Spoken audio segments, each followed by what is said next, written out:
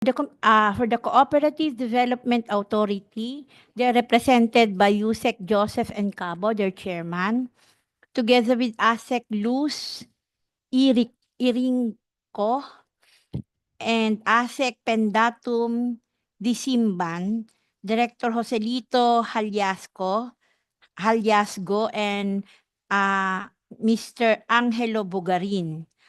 For the Commission on Audit that will be representing the Pasensya lang wala si Asik Birna, siya yung parating ano sumasagot sa daw atin. po, Senator, ano po, may kasabay daw po siyang meeting sa DTI. Sa DTI po. Okay. So, alright. kinler ko po siya kanina. Okay, kasi siya ang madalas na sumasagot ng ating Opo. mga tanong. Okay, salamat. For the COA of CDA, we have State Auditor Joey Bernardino together with Estela F. Salandanan. DBM is represented by Acting Chief Budget and Management Specialist Evita Fontanilla, together with Jaylee Ann San Miguel and Clarissa May Jogno. That's all for CDA, Senator.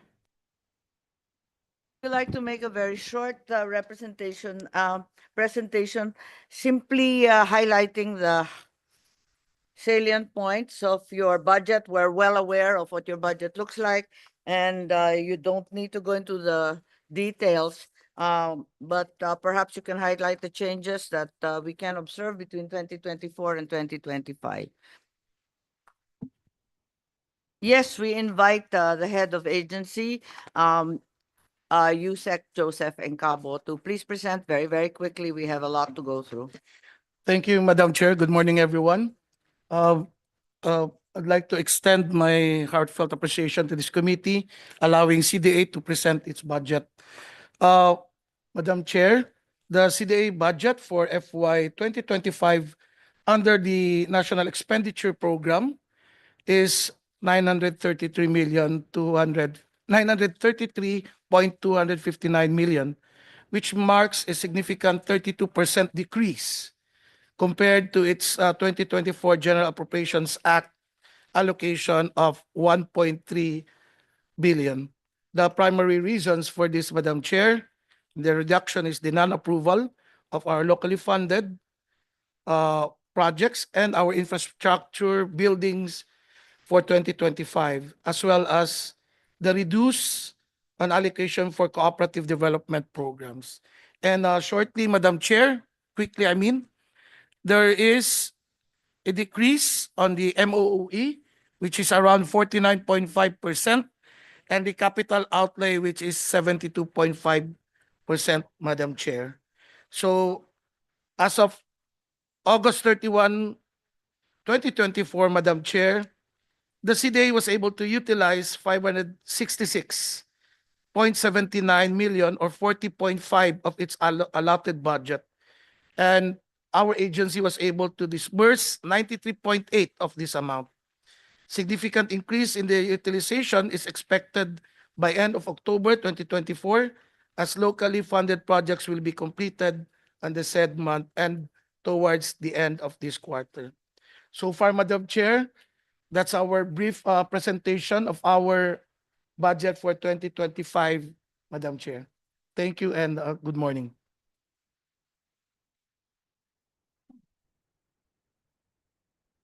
Thank you very much, Yusek and Cabo.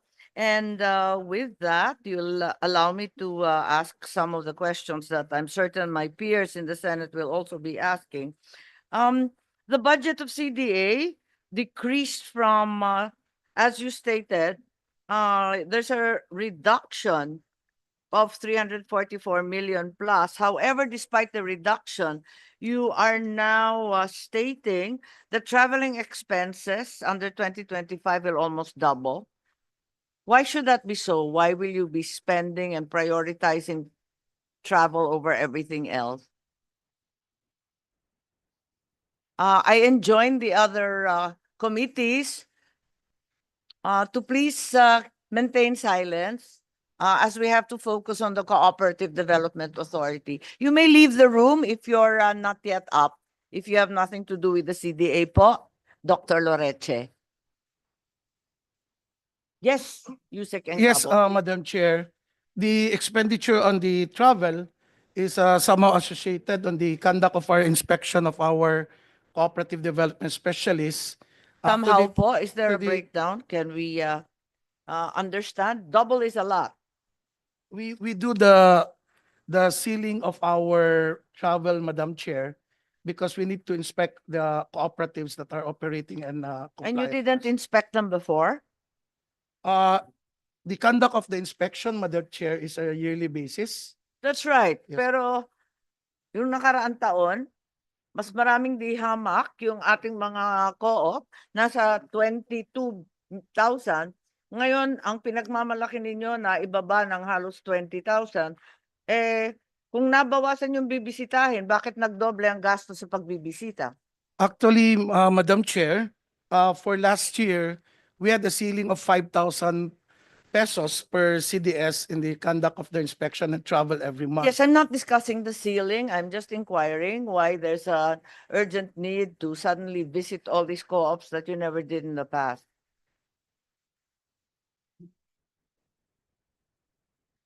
I'm Compared, simply asking you to justify the Yes. proposal. I'm not objecting. yes, Madam Chair. I just need to understand why it's suddenly blown up to double when in fact your overall budget has been reduced. Yes, Madam Chair. The impact for that is in the 2024 budget, we had an increase and we also allocated an increase of their travel for purpose of inspection, which we doubled because we have somehow a limited budget for 2023 compared to last year.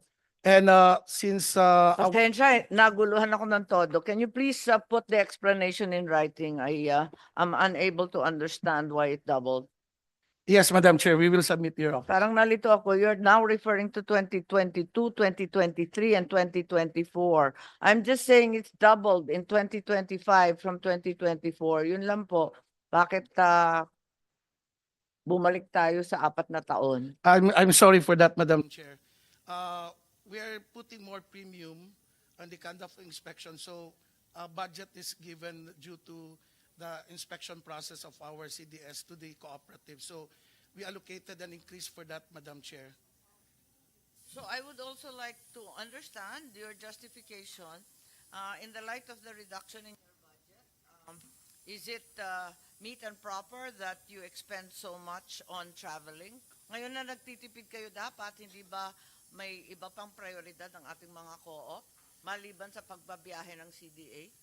As of this year, Madam Chair, and next year, the budget related to our inspection, examination, and Sino-sino ba nagbabiyahe? Ang pagkaalam ko, may regional offices naman kayo. yes, Madam Chair, we have. Meron namang field offices. Yes, Madam Chair, and we Yes, so relative to your budget, why is your traveling expense so high? we allocate the budget to the different regions, Madam Chair, and it all depends also on the number of cooperatives operating in the region. Some have a large number. Saan ang pinakamadami?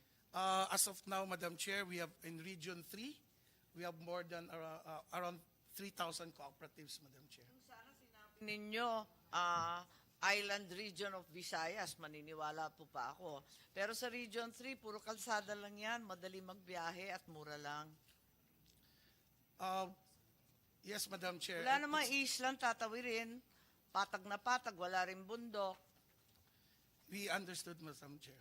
And I'm sorry, I don't. we will try to reassess our budget on this, Madam Chair. But Region 3 ba ang pinakamalaking allocation sa travel expense? I just need justification. I'm just perplexed. I will have to defend this not only in the plenary but also to the co-ops themselves who have been crying for more assistance, and yet you're going to expend a significant of your budget on a doubled amount for mere traveling. compared to Region 3, Madam Chair, and other regions in Visayas, the the proportionate number of co-ops would likely be affecting also the budget requirement on them. So just like Kaya nga, hindi nga maliwanag. Una, sinabi ninyo, kasi maraming inspeksyonin, so yung lugar na pinakamadaming co-op. So, maraming co-op sa Region 3, pero puro patag, may daan, at puro land-based. Ngayon, kung malaki yung traveling, dahil nasa Visayas, maintindihan pa kasi puros isla. Kung asa Mindanao, apakahirap pumunta, kulang-kulang ang mga kalsada at marami ring isla. Pero hindi ko maintindihan yung paliwanag mo. Number of co-ops ba? Distansya ba? Hirap ba magbiyahe? Alin ba? It's one of the reasons, Madam Chair, is also the proximity, the distance po. That's why every time the regions provide their work and financial plan, it is also related to the distance and the number of co-ops. Ako yung sumagot nun eh. Eventually, Madam Chair, your observation is right. Hindi, paliwanag mo to. Hindi ko maipapaliwanag to sa co-op at sa DBM. What's the participation of CDA in the highly controversial PUV modernization program? What have you done with regard to the PUV modernization? We know there's an Office of Transport Co-ops under the DOTR. What is the linkage? Because we never quite understood the intersection between your agency as well as the DOTR? The CDA, Madam Chair, fully supports the modernization program. So the intervention... Sana naman, bahagi kayo ng administrasyon. Yes po. And when it comes to What I'm asking, paano kayo naghahati ng trabaho? Alin ang papel ng CDA? Alin ang papel ng DOTR? by the time that these transport groups will be converted to a cooperative, Madam Chair, that's we provide the hand-holding program to them. At the same time... Teka, paano nag-umpisa yan? Halimbawa, may grupo ng namamasada. Anong mangyayari? Sinong magtitipon-tipon sa kanila at magsasabi na maging co-op na kayo? Once they manifested their intent, Madam Chair... Saan sila lalapit? DOTR o sa inyo? Sa amin po. Then, Sa inyo? Yes po. Then, Pero yung mga requisitos ninyo napakatataas, no? Dapat ilang membro, ilang taon na. Eh, syempre, bago pa lang to, hindi sila magko-comply sa qualifications ng CDA. 2-3 taon, di ba?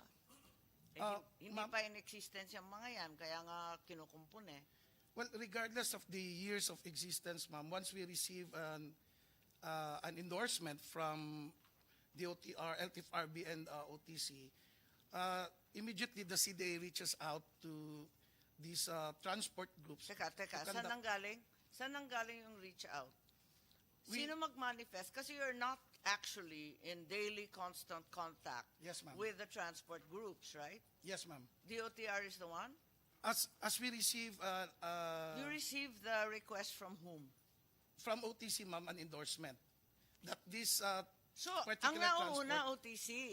Hindi Yes. tama yung sinabi mo kanina na lumalapit sa inyo yung mga namamasada. What I mean, Madam Chair, is upon receipt of their endorsement, they will present it to CDA.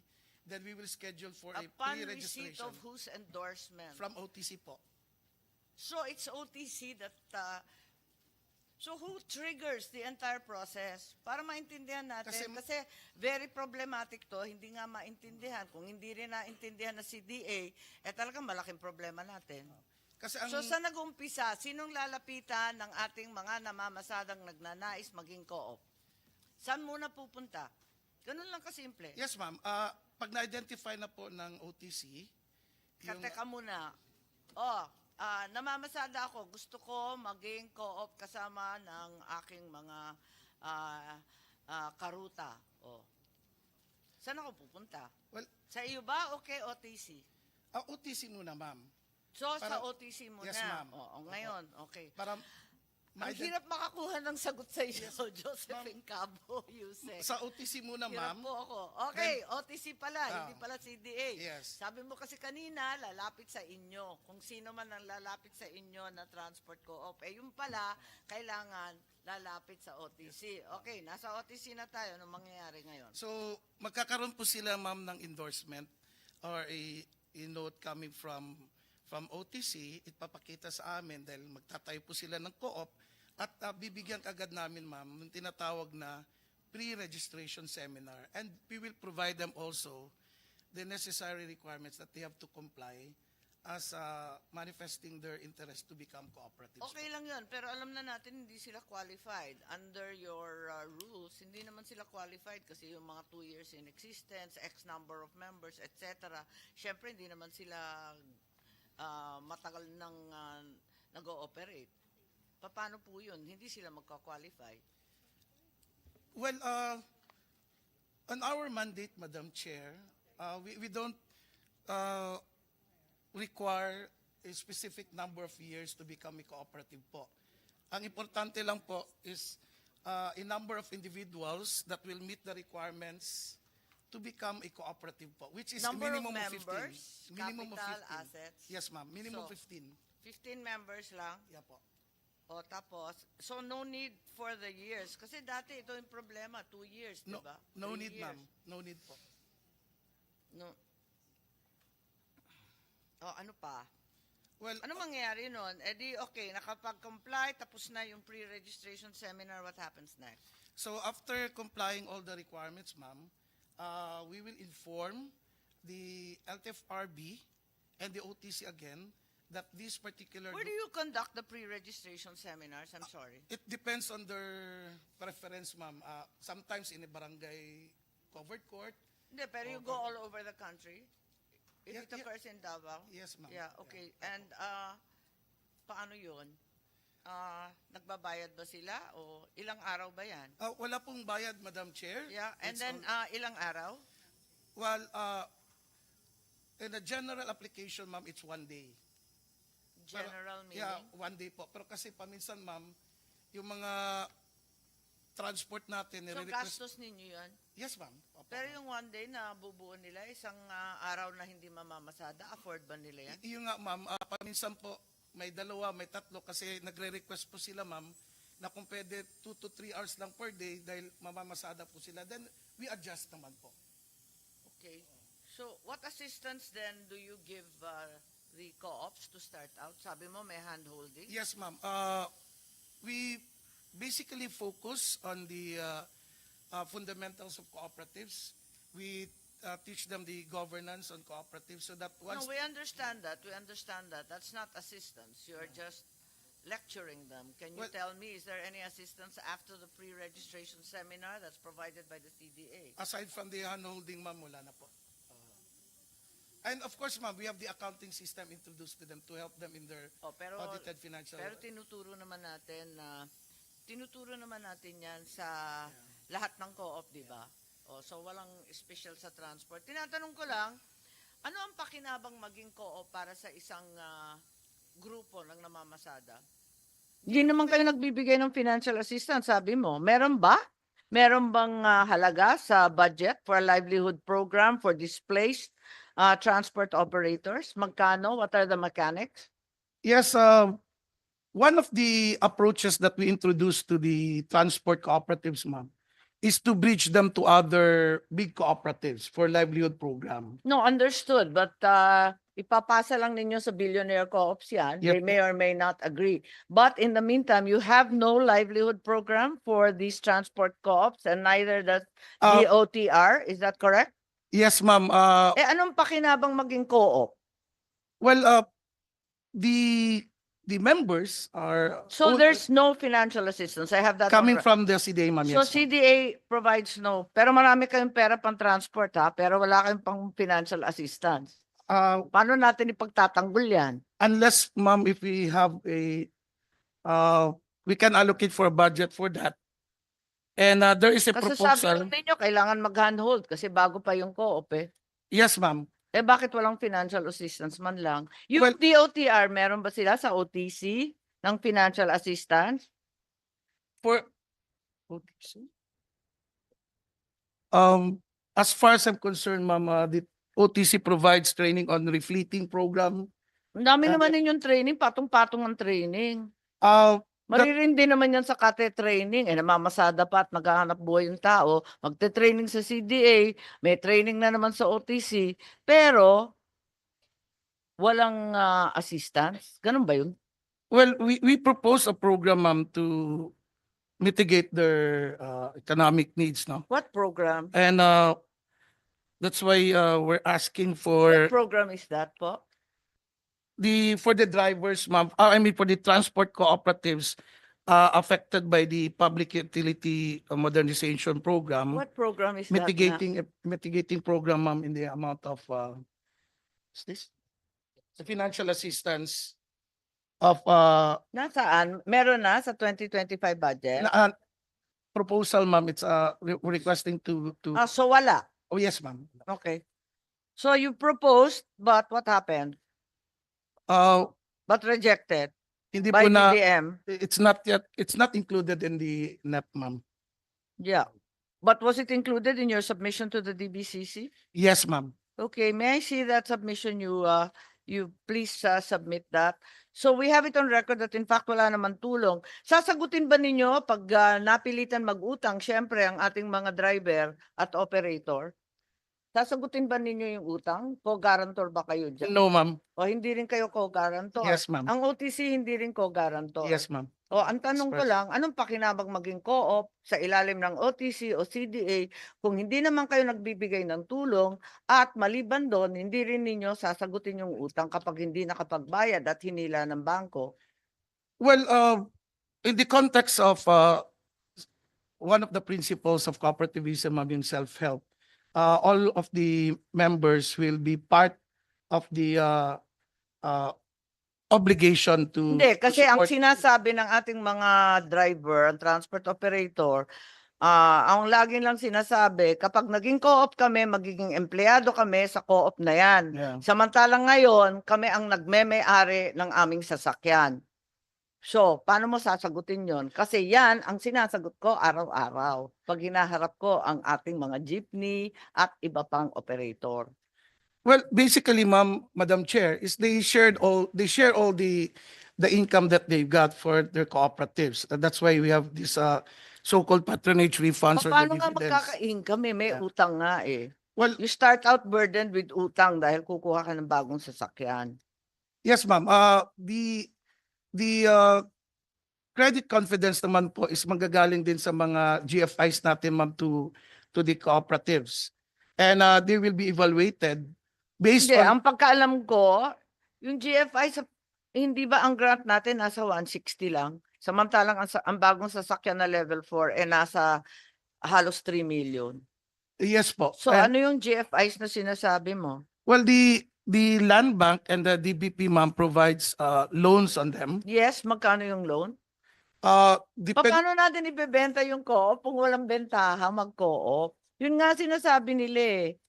unless, ma'am, if the Do you know what the loans are like? Magkano ang loan para sa isang sasakyan, sa isang pinakamaliit, bagong co-op, nakikinse ang miyembro? Magkano yung loan? Saka yung interest? if a co-op is granted around 10 units, ma'am, most likely they have around 30 million loans coming from GFIs po. Tapos, Approximately. anong interest? Uh, Siguro you give us siguro isa pa yan, isubmit na lang ninyo kasi I have so many to go through but honestly, I think you should be we, better prepared with the effort to cooperativize. Otherwise, we cannot sell this effort to transport groups. yes, ma'am. Wala ang bentaha kasi sa katutak na training na hindi naman nila gusto kasi nakakaalintala ng hanap buhay. Pagkatapos, mangungutang pala, pero hindi naman kayo co-guarantor. Di pa natin alam kung magkano yung interest. Paano ba yan? Ang grant pagkaliit-liit, ang taas-taas ng modelong hinihingi. we will refer to the guidelines of the LTFRB, ma'am, regarding the Okay. interest. Yeah, Because, I thought I would take this opportunity to ask you because you are part and parcel of this program. What have you accomplished in any case since there is zero assistance? What are the registration and fees required? What are the registration procedures and fees? Sino nagre-rehistro? Ang CDA or OTC? ang CDA po, and the registration fee is only around 500 pesos naman po. Yeah, and then regular fees thereafter. 100 pesos po every time there's a submission of requirements every year. No, sa taon-taon. 100 certificate of compliance, ma'am, is worth 100? 100 pesos po. Ganon. Every year po. Oh, yes, ma'am. Okay, it's not very expensive, but the question arises, what is the point? What's the advantage? Kumbaga benefit selling, what's in it for the members kung wala naman financial assistance, wala naman preferential loan? The certificate of compliance, ma'am, is based on the requirements submitted by them, mandatory requirements and reports, No, I know, that's the Yes. same case with every And- single and- co-op in the entire country. and That tax makes it exemption. no different from the transport co-ops. I'm just asking, this is a specific, extremely hard-hit sector, and we are now compelling them to become co-ops. All I need to ask and understand is why would they want to do so? Anong benepisyo sa kanila na maging co-op? Bakit hindi na lang sila manatiling hindi co-op? Well, the business engagements are Dahil somehow hinuhuli kapag walang rehistro. Totoo, yun lang yung Yeah. sinasabi namin. Para hindi lang, sinasabi sa amin, para lang hindi kami hulihin. well, that is the framework of LTFRB, Madam Chair. But for purpose of having them inspected every year, they're required to submit mandatory reports is a for the purpose of being a good standing cooperative and for purpose of tax No, exemption. that's not my purpose. My purpose is, what is the understanding of CDA? Since you are trying to sell cooperativism to our transport sector, what are the benefits that you highlight to them? Until this moment, I haven't heard of a single benefit from your end. Well, being part of a cooperative, Maliban sa pinipilit sila, pagkat huhulihin sila kung hindi sila miyembro ng co-op, maliban doon, ligtas huli, ano pa ang bentahan nito? well, the purpose of establishing a cooperative, ma'am, is to I'm not encourage the talking about co-ops in general. I'm talking about the transport co-ops. Can we just focus on yeah. transport co-ops, please? That's the topic.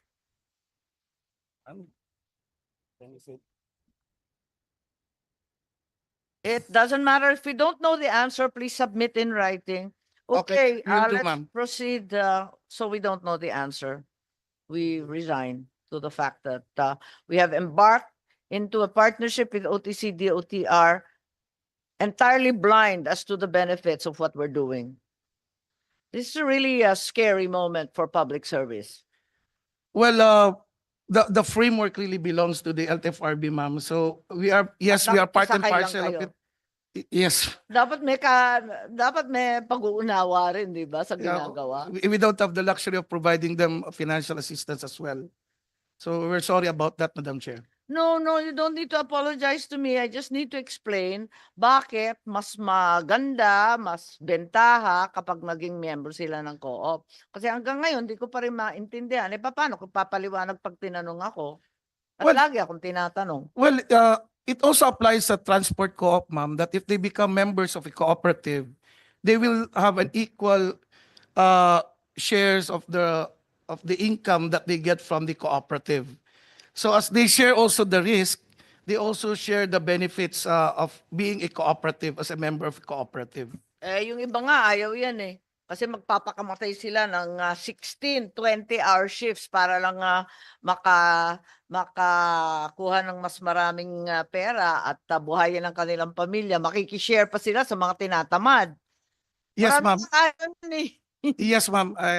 We understand. And as the CDA continues to promote the viability and growth of the cooperatives, we also continue to support, ma'am, the best practices that they should observe so that I'm result sorry. to that, I'm sorry, they but will that's not benefit. Yes, responsive. That's really not responsive. Can you get back to LTFRB? Please get back to OTC so that you understand your role, even as you provide some kind of service in pre-registration seminars. It would be nice if all the agencies involved actually understood what they were doing. This is a very dangerous precedent. Let's proceed. An allotment of 250 million under the Coconut Farmers Fund was provided in 2022, of which you have only utilized little over a half. In 2023, out of the 250 allocated, again, even less was utilized, 23.6 million. What's going on? Ang dami-daming humihingi ng pera, pero ang CDA na may pera galing sa Coconut Farmers Fund, hindi nakakapagbigay ng tulong, gumastos, o mag-liquidate. Ano ba nangyayari? The 225 ma'am, intended for the processing plant and the Aling taon to? Let's 2023. I asked 2022 muna. 2022 muna tayo. Ano na ang liquidation diyan? Uh, yes.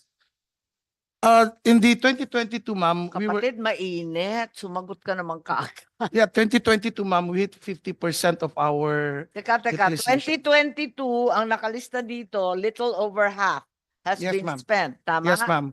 But the budget O was the, ngayon, sinoli na. yes, ma'am. Okay? Then, Sinoli na kasi nag-expire na yan at the end of last year. Yes, So ma'am. what happens now? tama po.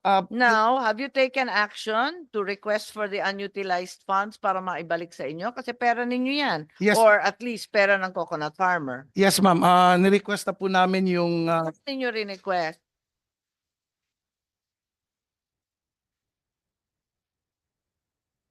Gusto mo po? Anong pangalan ninyo? can I, Yeah, Yes. just sit Okay. down. Are you the financial officer? yes. Yes, please introduce yourself. You're recognized by the chair.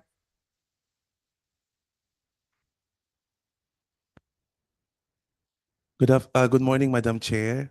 Yes, your name, please. I'm Mr. Joselito Aliasco, the Director of Credit Surety Fund Cooperatives and the concurrent Finance Division Chief.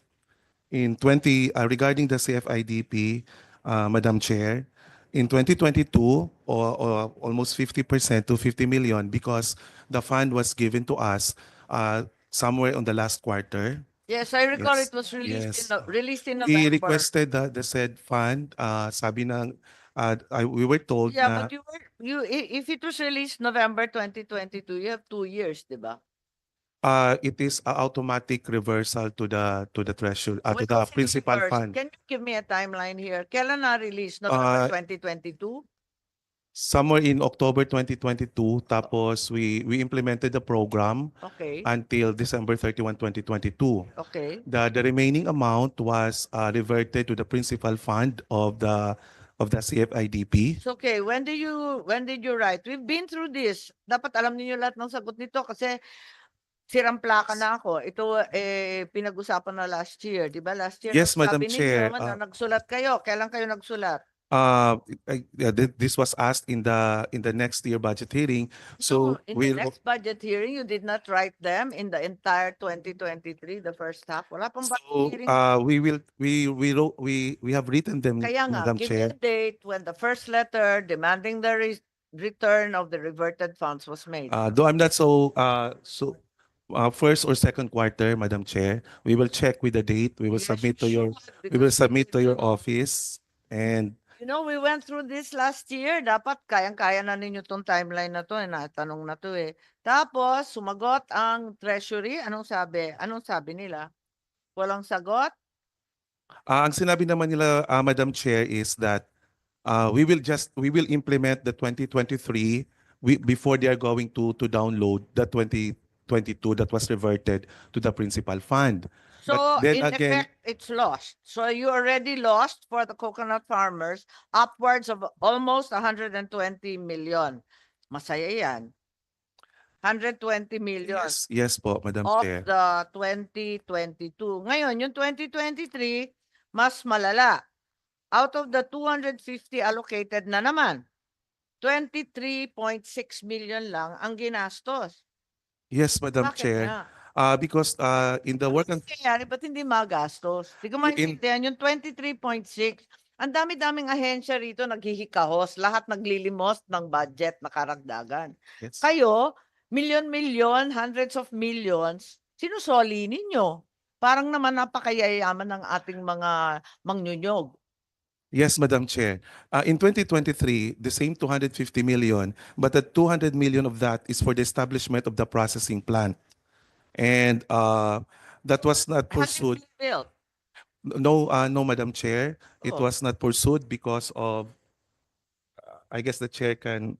Yeah, as per evaluation, Madam Chair, there was a defect on the developmental plan that was intended for CFIDP, and it should be Who made the corrected. plan that was defective? Oh,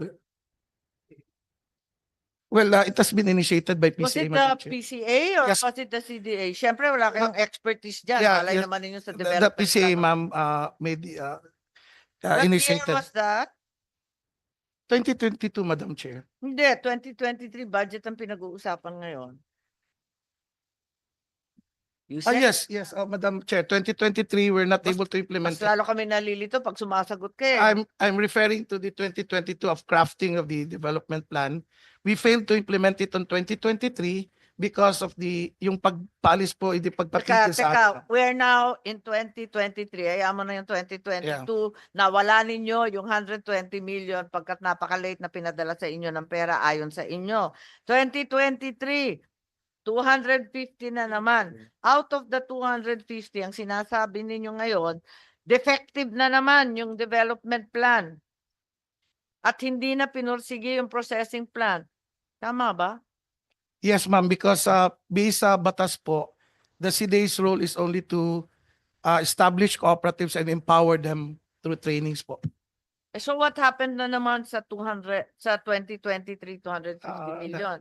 Na-revert na naman. Na-revert na din po, Madam. Magkano na-revert?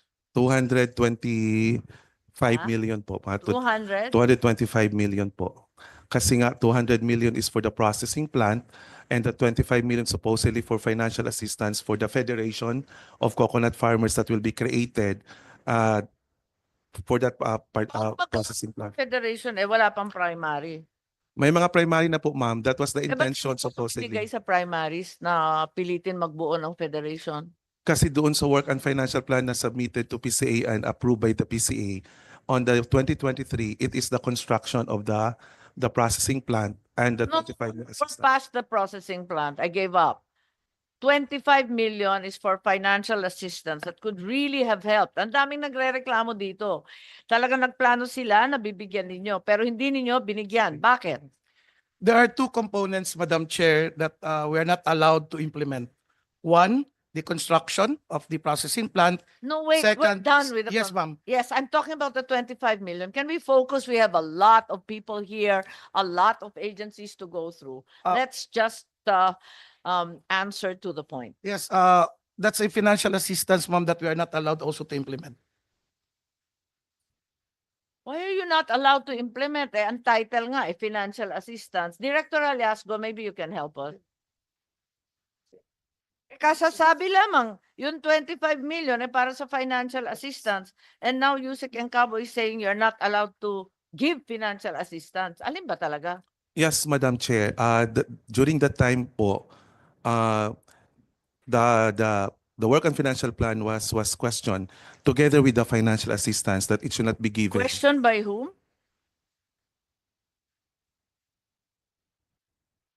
Procedures say. Yeah, what the happened. office of Senator Villar, ma'am, and at the same time, So the Committee on Agriculture. yes, and the DOJ also provided a legal opinion that the CDA cannot implement provision of manufacturing plant and the provision of the financial assistance, ma'am. We will just When focus. was the legal opinion provided? Can you give me a date? Bakit hindi nag-realign? Pera ng manyunyug yan, nawawala, taon-taon. We were instructed by PCA, ma'am, to focus on the Yes, If- but now you're training and- telling me, hindi, pumalpak na, defective yung plan, defective din yung processing plant na hindi pinatayo. Ngayon yung financial assistance, hindi pwede rin magbigay ng financial assistance? Ano Madam Chair. balak ninyo yan? ASEC, I'm not sure if it's Ginomla or Disimban. Pendatun Disimban po, ma'am. Okay, yes please. Yes, ma'am. Teka, yung legal opinion, kailan ibinigay? Matapos lang po. Legal opinion ng DOJ, 2023, 250 release. Yeah, around first quarter of 2023, Can I ma'am. have a date? We're check.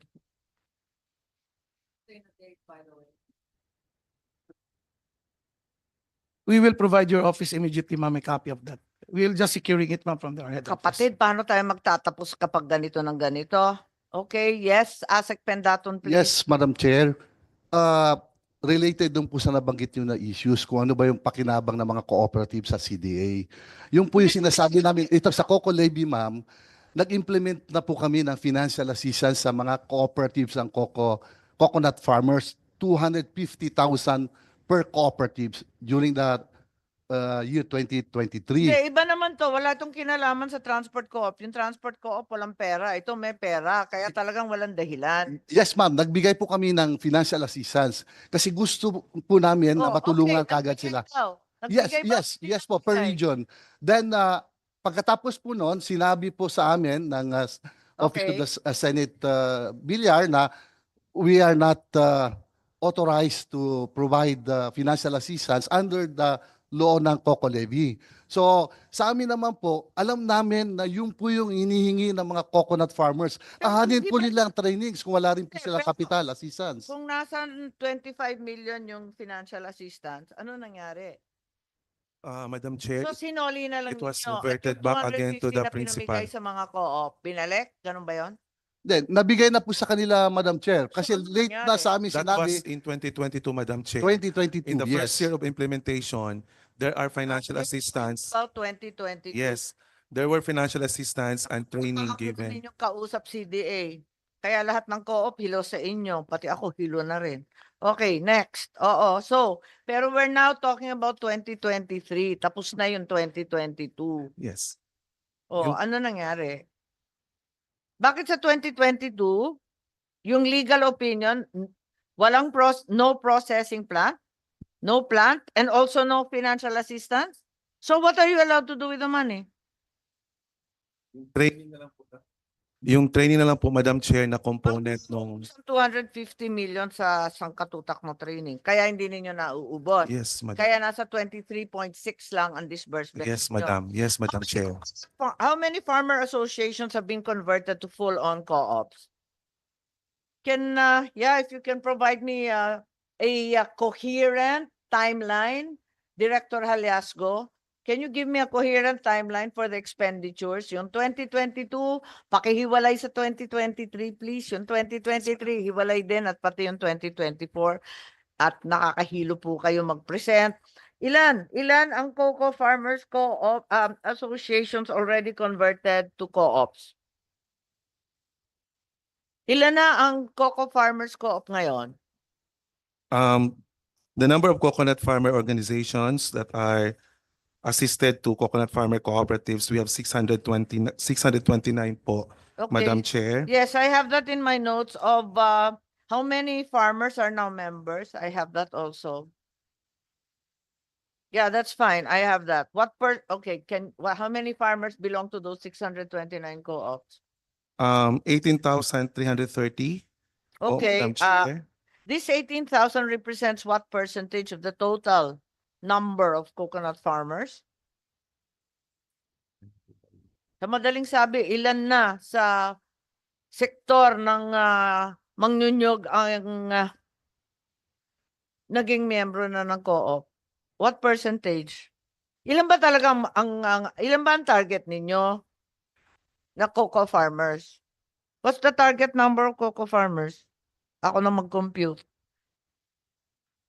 50,018 po, Madam Chair. Ha? 50,018 po ang ating tina-target. Ganon. Up to the end of the program. So 50,018. Oo, So kaya we nga. have already 18,000. Is nasa 30. That's 36% Yeah. po. 36%. Yeah, that's little over 1/3. So you're not giving them any financial assistance. You cannot also subsidize capital requirements for co-ops. Yes, Madam Chair. Yes, maybe you have a copy of that legal opinion. Did you appeal it? When did it come out nga? Kasi wala naman kayong dokumentong dala. February Alam naman ninyo 12, ito yung 20 issue dito. February 12, Alin yung DOJ? yes, ma'am. February February 12, 2024 po, Madam Chair.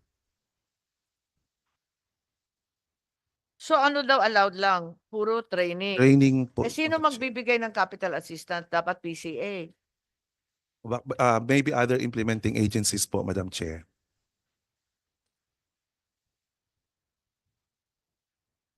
What are the convergence programs, if any, of the CDA to avail of assistance from other agencies that you're pointing to now? Meron ba kayong MOA? Meron ba kayong LOI para sa PCA o DA o DAR o kung sino man? Uh, after Eh, the diba? Kasi nag-training kayo. Ngayon, na-training ninyo, umaasa ngayon tong mga mangnyunyog, na-training na ninyo, dinatapos na, mag-graduate kayo, eh di nakatunganga lahat yan, nag-iintay. Anong gagawin nila next? na-endorse po namin sila sa mga ibang implementing agencies. O, ma'am. such as, Uh, may MOA ba yan? May kasunduan ba kayo yes. sa for example, kanino kayo ang pinaka-key, anong kasunduan ninyo with PCA? Nagte-train kayo, tapos ibabalik ninyo sa PCA, sila magbibigay ng financial assistance. Paano po ba to? Meron ba kayong MOA Well, sa PCA? Yes, ma'am. Anong sabi ng MOA nyo? May PCA MOA kayo? Asan? Nakasaad ba doon na talagang sila ang magbibigay ng kapital pagkatapos ng CDA mag-train? It's not Anong sabi explicitly ng mentioned, MOA? ma'am. But one of the agent, Paano ninyo i-endorse? O sige, pumunta kayo, kumatok kayo dyan sa PCA, eto address. Ganun lang ba yun?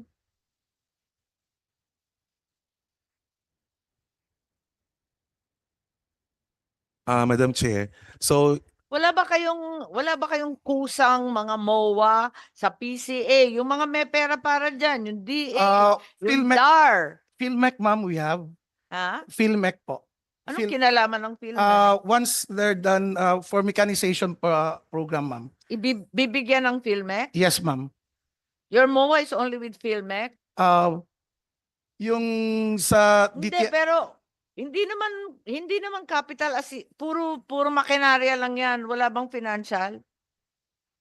sa DTI naman po, we are not very sure if there's a financial assistance, but they are being trained on the marketing. Yusek, ikaw ang boss ng CDA, hindi mo alam kung kanino kami kasunduan, if at all? Yusek, alamin mo naman, oh.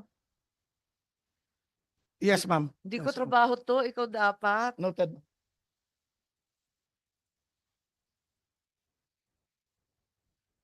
Late pa rin ba ang release ng admin funds sa Coconut? yes, Your last, yung 2024, when was it released? the 2024, 2023 muna, when was it released? sa 2023 po, Madam, wala naman pong admin funds na binigay. So yun yung 225 na nag-revert kasi nga Okay. yung processing plant. Sa 2024, Okay. we have received the admin fund last September and we deposited it to the So, September. So, Yes, last Madam. quarter na naman. Yes, Madam. And Madam Chair, and Tapos, We- last quarter na naman, tapos you only have 3 months na naman. yes, to- Madam Chair. Okay, the other issue is the personnel. May personnel ba ang CDA para lamang sa CFIDF? Basically po, Madam Chair, yung ating mga field CDSS that are doing the usual mandate of the CDA, they are also the ones doing the function for the CFIDP program. So, wala kayong additional hires para lamang dito sa perang to? Wala, So, no wala pa po. specific COCO hires, Yes, Madam Chair.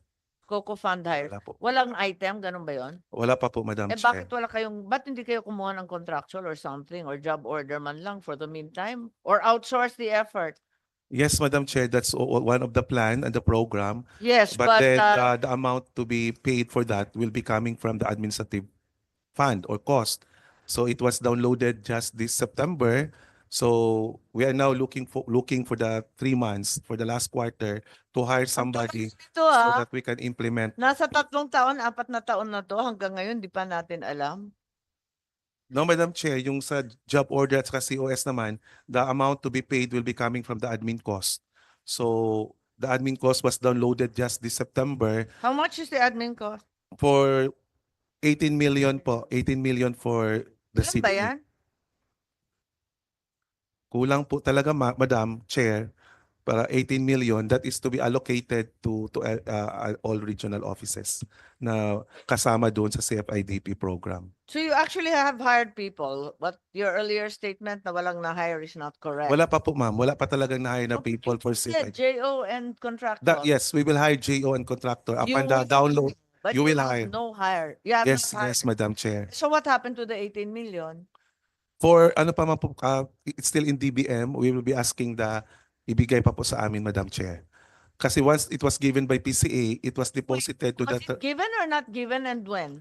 no, it was given by PCA to CDA in September. We deposited it to the Treasury and then we requested it to DBM. PCA, kasi sila dapat ang gumastos. Yes, Madam Chair. Eh bakit September? Bakit hindi mas maaga? Uh, there are issues doon din, may kasi before the release of the administrative cost, Madam Chair, there is a MOA again with the PCA with regard to the admin cost. So parang doon ata no lahat doon lahat ata sa MOA, Madam Chair, medyo natagalan. So September na po na-download sa amin. Ang MOA. No, Anong ang pera. MOA yun? One of the requirement for the admin cost is the MOA, Madam Chair. MOA with whom? PCA, with And PCA and PCA. CDA. Yeah, of course, that would be the first order of business, clearly. Yes, Madam. So bakit natagalan? So Yes, kailan Madam natapos yung MOA? Around mga August, August of? Madam Chair, this year, 2024. Bakit parang Yusek Encabo, sabi mo hindi ka sure kung may PCA MOA? Tapos lang pala. Last month lang. Yes, ma'am. The admin cost requires MOA, but I was referring kanina, ma'am, yung Sa financial assistance. Yes po, ma'am. Hindi kasama? Not Okay, so I'm unable to endorse your budget. To the Mother Committee, you have to provide a justification, firstly, for doubling your traveling expenses, given the reduction in your budget. Also, I need a coherent timeline or at least a procedural format for the PUV modernization vis-a-vis OTC and LTFRB. Further, I need as well a report. You know very well that many of my colleagues, including Senator Villar, will question us thoroughly with regard to the CDA and the annual allotments of 250 million under the Cocoa Development Fund. So I need to understand the DOJ legal opinion. Can you please make a timeline that everyone can understand, and let's not apply 2022 explanations or excuses to 2024. Yes, I also need to understand the issue of the admin fund and the lack of personnel. So, with that, we terminate the hearing for today, but you will have to come back with the documents requested. Thank you. You may go now. Thank you, Madam Chair. Thank you very much. Okay. We proceed now to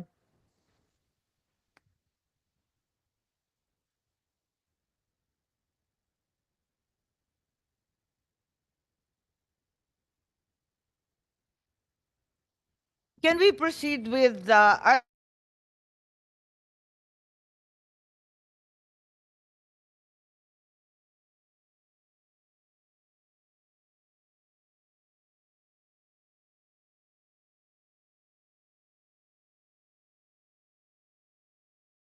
senior citizens? I'm sorry, we'll have to defer. I want to get this out of the way. There's so many questions about your group. So, sige. Credit information and Philippine competition. Philippine competition, kayo na lang mauna. Philippine competition. Nariyan na ba? Andyan na kayo? Sinong head of agency?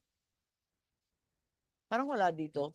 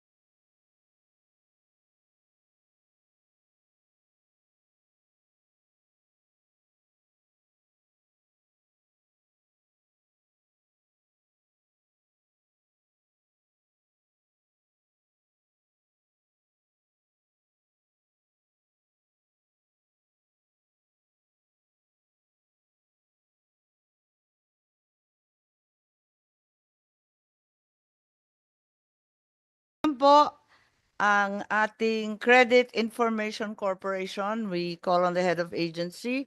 If you would like to make a quick presentation highlighting simply the salient points that differ from last year or the questions that arose last year that remain unanswered to the present. Please proceed. Is it Attorney Baltasar? Is that correct? That's correct, Madam Chair. So good morning to you, Madam Chair, and the rest of the members of this committee. So on behalf of the Credit Information Corporation, we thank this committee for giving us an opportunity to present on our request for subsidy support in 2025. So I'll just go through our slide deck very quickly, but to get to the point, we are requesting for subsidy support in the amount of 62,302,223 pesos, which will be exclusively utilized. May I ask very quickly also? Last year you made it very clear that you would not be needing any national government subsidy. Why are you now asking for 60 million? Yes, Madam Chair. So you are correct that last year, based on our projections of our activities, we would have been in a position for 2025 to be self-sufficient. However, we realized early this year that we had not anticipated a surge of credit information coming from online lenders and other entities that responded to our renewed compliance rules back in November 2023. So right now, if we go to the slide on our data projections, we have already more than doubled the data that we processed in 2023. So in order for us to be able to process this amount of data, which we had not anticipated Di ba back then, dapat baliktad ang nangyari? Dapat na dagdag.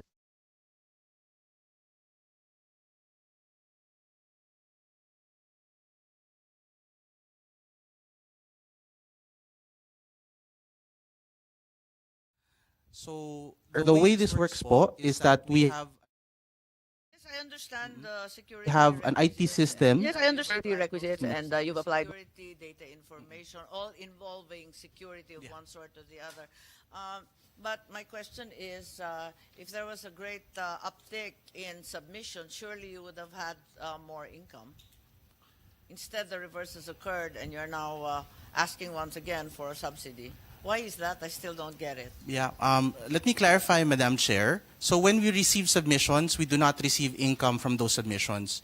That is in the exercise of CIC's regulatory powers. So when a lender, microfinance or a bank Right. gives data to So us, that's free. The submissions are in fact just submissions in compliance to regulatories, when in fact there's no application for additional data which would require you to collect fees. Ganun ba? That's correct, Madam Pero Chair. yung pagbibigay nitong mga regulatories na to, siguro may katumbas rin naman yan ng application na karagdagan. Wala bang ganon? Hindi ba nag-upsearch din yung, hindi ba nadagdagan yung mga nag-a-apply din para sa credit information? There is an increase, Madam Chair, but it is not commensurate to the amount of data that we received. Okay, we'll try and consider this because you made a very brave assertion last year that you were not going to request any monies, and now you're back here again. Bakit? Yes, Madam Chair. So I wanted to stand by that statement because we really are trying our best to be Okay. fiscally independent. So it can be seen on our budget historical makeup, wherein as recently as 2022, 90% of our funding was from the national government. Yes. But now it forms the minority of our funding. Yes, I've held your budget for a while now. I'm quite familiar. So are you saying that next year you will not be asking for money anymore? That's the plan, Madam Chair. That's our commitment. Okay, so is there anything I need to see here? I need to ask about your life rather than budget. Oh, okay. Meron pa ba? Madam Chair, it's just really the numbers, and right now we're happy to report that CIC is on upward trajectory, both on the financial as well as the performance metrics. So we have actually secured consecutive high ratings with our regulator, the GCG.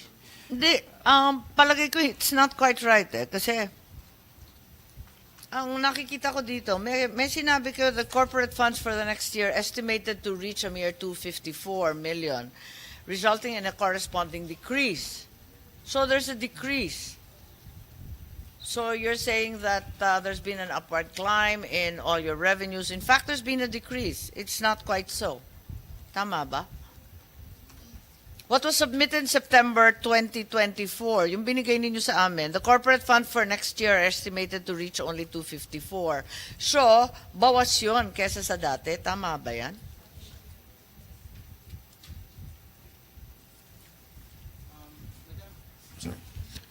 Madam Chair, I think the statement there is with respect to the revenue that we are to generate.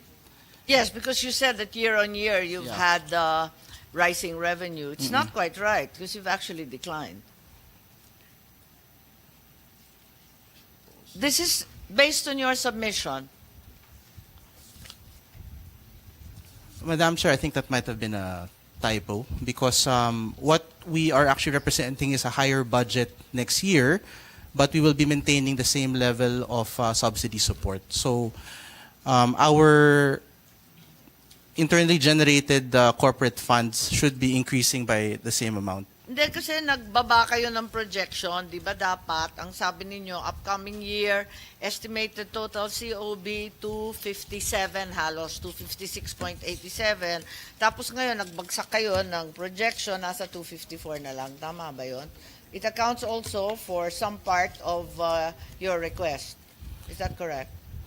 No, Madam Chair, the 254 refers to our internally generated funds. Our total proposed corporate operating budget is actually 316 million. That is higher than our present total, which is No, I'm 280. talking about revenue. Bayaan mo na yung subsidy ng national government. Kasi, imbes na tumataas, biglang bumagsak. Bakit ba? Madam Chair, I'll have to clarify that it's actually increasing because our internal target for this year is 222 million. That is what we declared to the GCG in our PES. So next year will be an increase of roughly around 25. That corresponds to 250 million. No, I think there's a misunderstanding with the way it's written. So in fact, 254 is the actual in 2024, and perhaps the 256, almost 257 is 2025. Tama ba to? That's correct, Because Madam Chair. it's not very clear in your presentation, at least the documents that were submitted to me. So there's no decrease actually. It's the projection for 2025 that has been increased. That's Yun ba yun? correct, Madam Chair. Okay, fine. Oo, right. So I think we've put that aside. Is there anything else in the budget that needs to be discussed? Madam Chair, I just wanted to highlight that we are going to just use the budget that, the subsidy we're requesting exclusively for cybersecurity and the safety of the data. So we believe this is aligned with the parents patria concept that the state must protect its citizens. And considering how much data we have over every Filipino, it actually redounds to, it just comes down to around 1 peso per data point in our database. We believe that this is an appropriate use of government funds and should be rightfully supported. Yes, there is a similar decline. There's a contraction of 15 or almost 16% in 2024 with regard to your total assets. There's a decline in cash balance. Is this correct? Hold on. Yung sa assets, the outlook for, okay, the sentence is, the outlook for the next 2 years indicates contractions of 15.96% 2024, 34.30% 2025.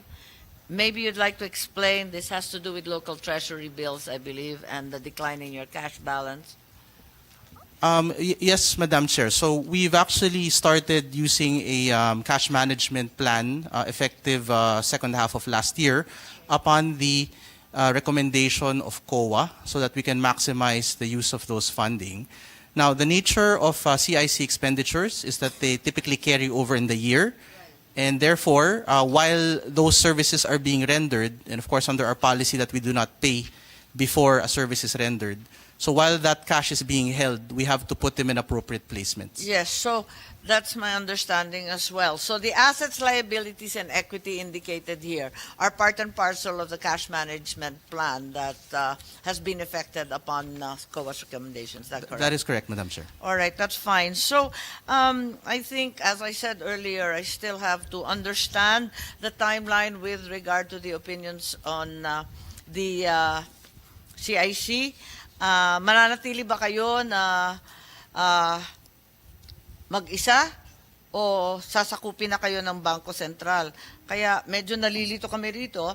I believe that there's a date.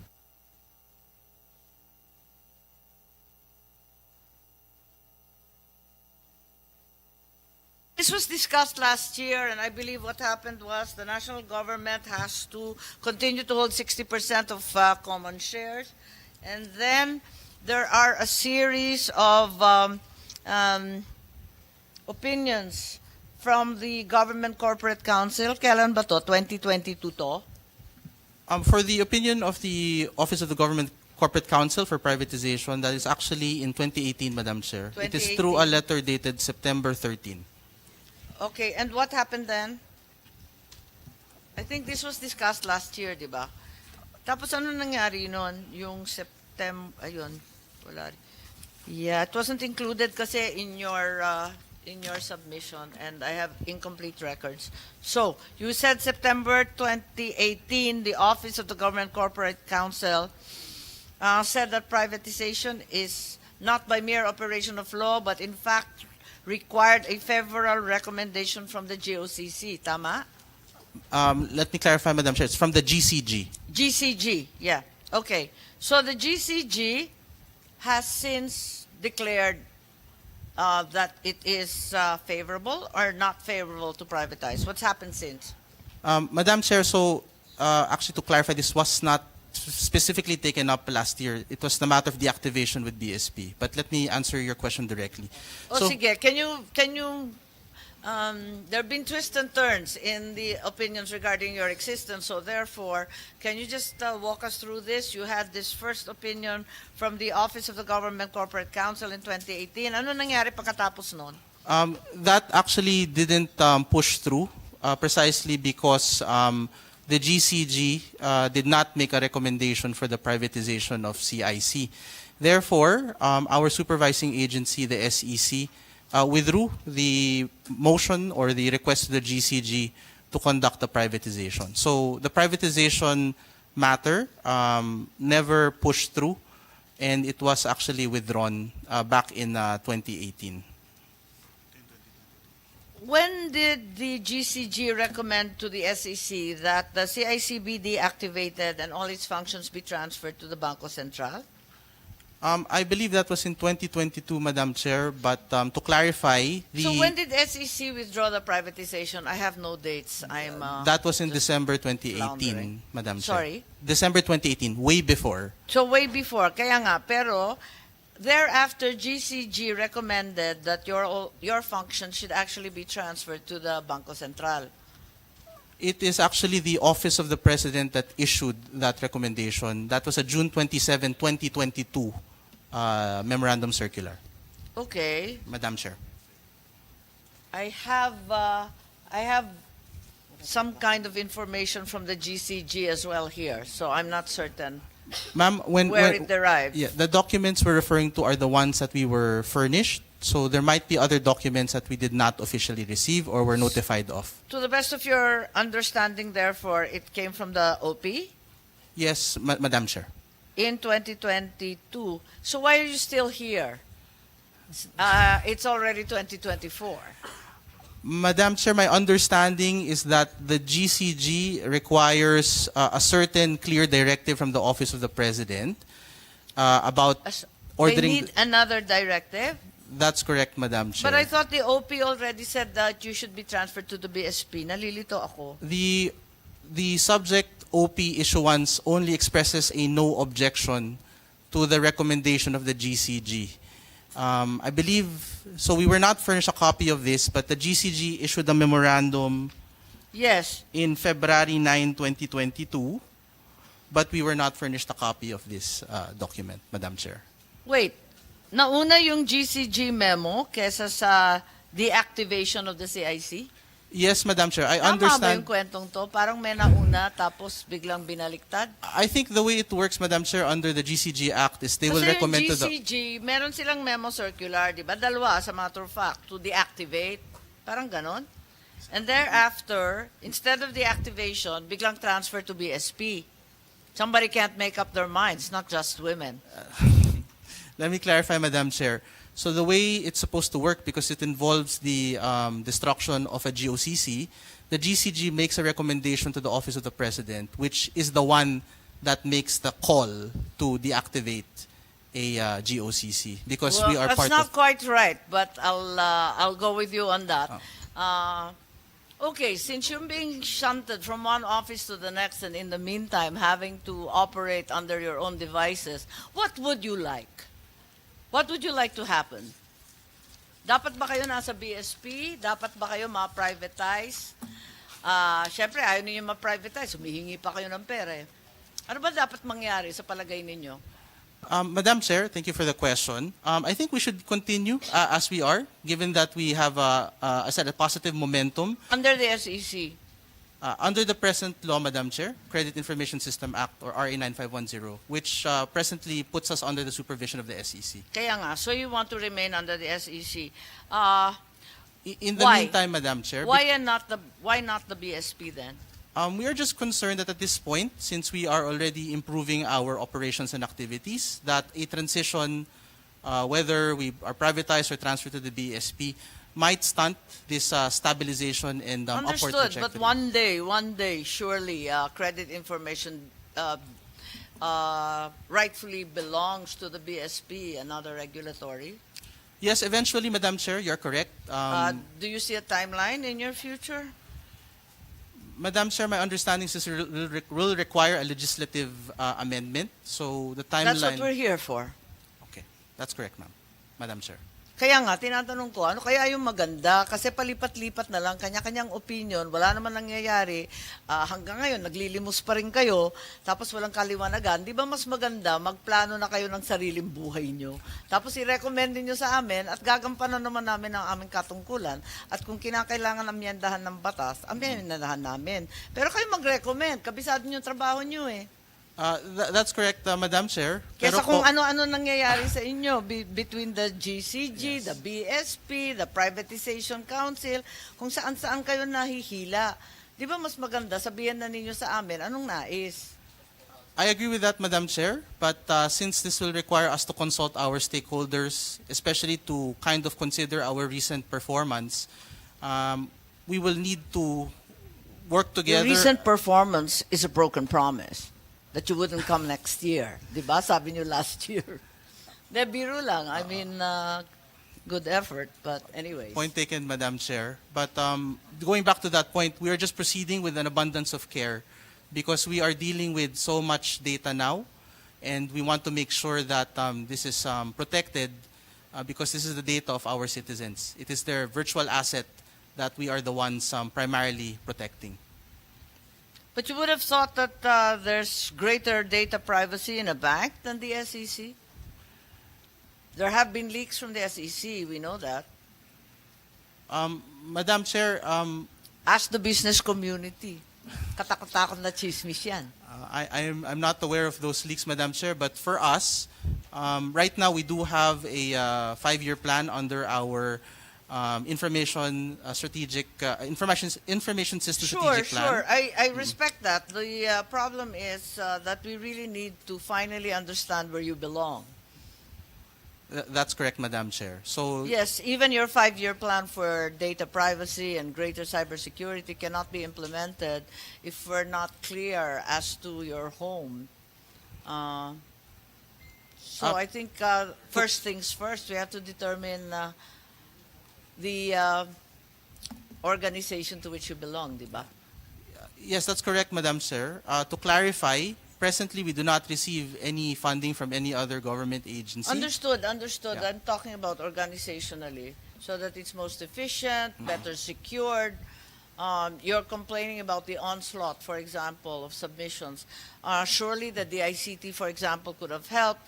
There's also there are other communications offices in the entire country.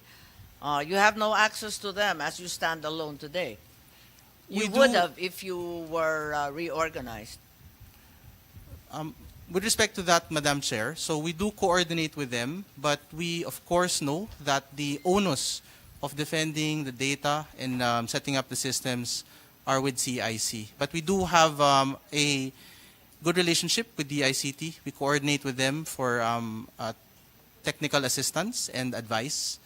But in terms of funding the operations, procuring the necessary security systems, that is on us. But I do agree with your main thesis, Madam Chair. Our organization could stand to be refined and rationalized further. But as to the timeline for that, I do No, apologize. I I cannot. think the onus is upon you, since we see that you've just been operating on your own, virtually unattended by anyone, and yet you're asking for more money year on year. So I think you have a responsibility to plan forward and recommend both to the legislature as well as to the executive the future of your operations, ano? Kung saan ninyo gusto manatili. Yung SEC parang hindi tama eh. Sa pakiwari ko lang, ewan ko, kaya yung BSP andyan. Yes, Madam Chair. Kasi ang sabi ng SEC, wala rin silang pakialam sa kilos ninyo eh. Actually, Madam Chair, our supervising agency has been quite supportive. Yes, of course they're yeah. supportive because they don't mess with you. They don't meddle at all in your operations, di ba? We are given a wide berth, Madam Chair. There we go. Ayun. So, I think at a certain point, given, as you said, the value of the assets that you're holding, the quantum of data and information that you have access to, certainly you have to be regulated by someone. This floating status is unacceptable, I believe. Baka may masuggest kayo para mas efficient kayo, at the same time mas secure. Now, the entire amount that you're requesting is for data security. It's all for cybersecurity, for tightening controls, etc., which of course we acknowledge and understand. We've had more than our share of data break-ins. So, naintindihan natin yon, pero kailangan siguro aralin rin ninyo kung saan tayo papunta, no? Yung direksyon ng ahensya. Tama po yun, Madam Chair. So, as I mentioned earlier, we do have an internal policy to pursue fiscal sustainability and independence. It just so happened that the promise for this year had to be broken because of unanticipated surges in data, which require us to ask one more time for the help of the national government. Sure, but these hearings are to finalize the budget and to exercise the power of the purse of the legislature, but also they are at the bottom, fundamentally in aid of legislation. Perhaps you can help us in aid of legislation. So I think I shall endorse this budget, but pending your submission of your recommended situation organizationally, so that we can put an end to the GCG and other queries that arise from time to time, para matapos na yung diskusyon at maliwanagan na yung CIC at pati ako kung saan kayo patungo. Okay, maraming salamat. And with that, the Finance Subcommittee I endorses to the Mother Committee of Finance in the Senate the budget of the Credit Information Corporation with their request of a further national subsidy of over 62 million pesos, largely for information and cybersecurity expenditures, 62.302 million. Thank you very much. You may leave. Thank you. We submit your honor and your honor, and we thank you for your indispensable support to the CIC. Thank you, Attorney Baltasar. And we now call on the Philippine Competition Commission and its head of agency. Thank you. You have 2 minutes to shift. Thanks.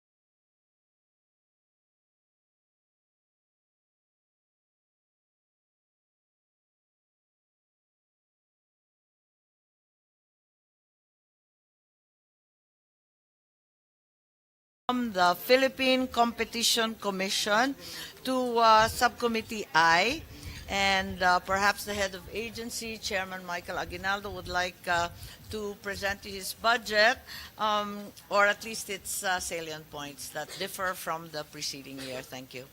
Yes, Chairman. Yes. Good morning po. Yes, good morning. To Teka muna, I forgot. Beth, I think you need to recognize the resource persons. I also forgot earlier. Doesn't matter. Okay. Mamadali eh.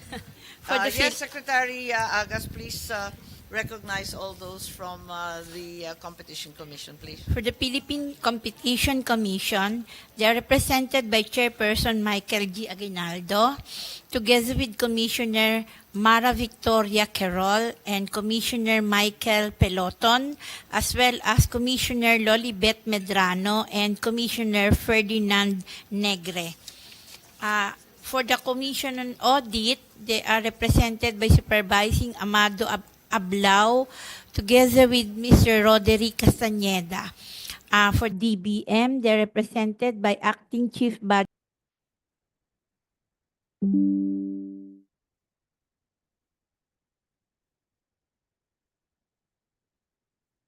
um yeah, slide number 20 please. Ito yun, di ba? Oo.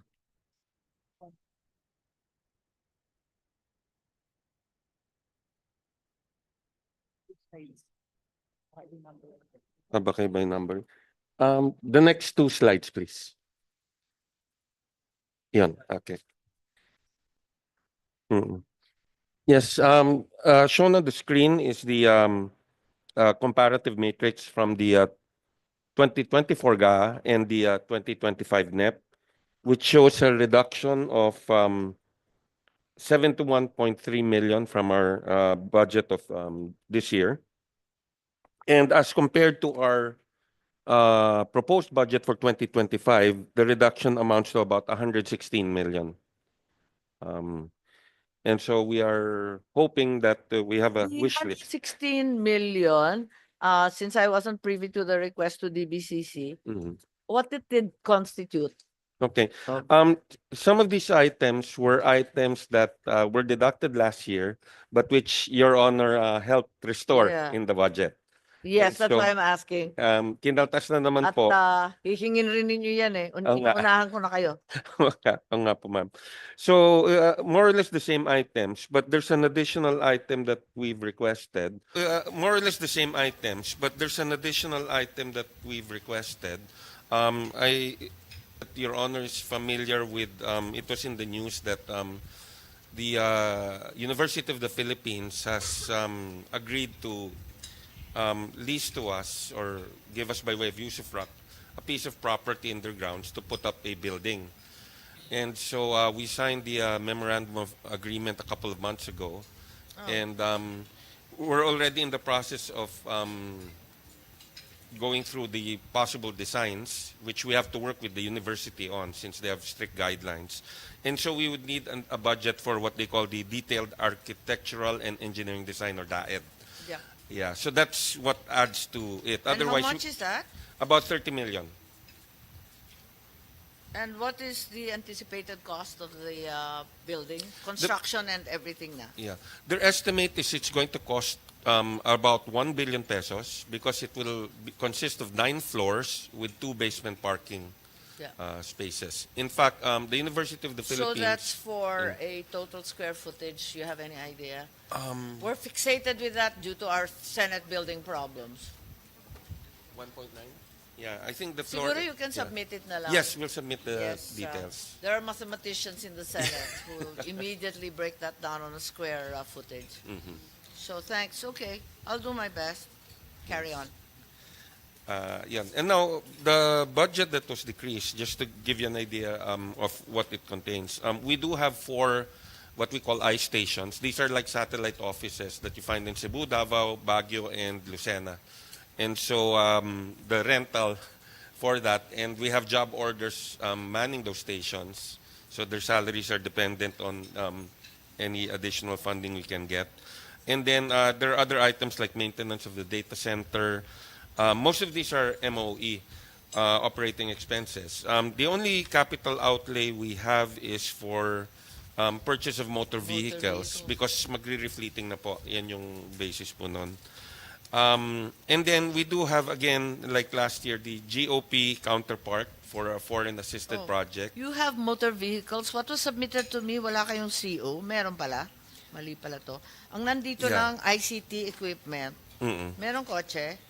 Yeah, well, the zero kami sa sa DBM for capital outlay. Ah, They didn't okay. give us That's why anything. what I have here is zero eh. Yeah. So you're saying that, in fact, Yeah, what we're asking for in for capital vehicles. outlay is 30 million for the DAED, the design, right. about 3.8 million for the replacement of ICT units, I see. and then purchase of motor vehicles and Ah, yeah. related expenses, about 13.8 million. These are nine motor vehicles, I think. Okay. So about 47.6 million. What's the rest of the 116? We do have the GOP counterpart for foreign assisted project. If you may recall, ma'am, we do Yeah. have a loan from ADB that has 3 components. A lot of it is capacity building, training, and creating a center for excellence with Okay. UP. But then we have to shoulder as our counterpart taxes and the honoraria. So it was cut out, so we're asking if it can be restored. Totals about 25 million. Why was it removed since it's a foreign obligation? I don't know why, but they always excise it from our budget. So do we always not pay for it? No, How does it work? last year you restored it, so we Yeah. were able to pay for those Yeah. expenses. Yeah, kakaya naman. Ay, na- Iba obligasyon natin. Opo. Okay. Okay. Yeah. Ano pa? Anything else? Actually, that's just it. With respect to the loan proceeds, what they did last year was they just introduced an item in the unprogrammed fund. No. Para lang may item. The infamous unprogrammed funds. Okay. Because the money's with Treasury naman. Correct. They just need an item so they can release it. So even 1 peso actually is fine. Right. But last year, what The buy can put was 76,000 pesos. Just show me items, siya. Okay. Thanks. All right. Thanks for the clarification. There's question about the plantilla positions in 2025.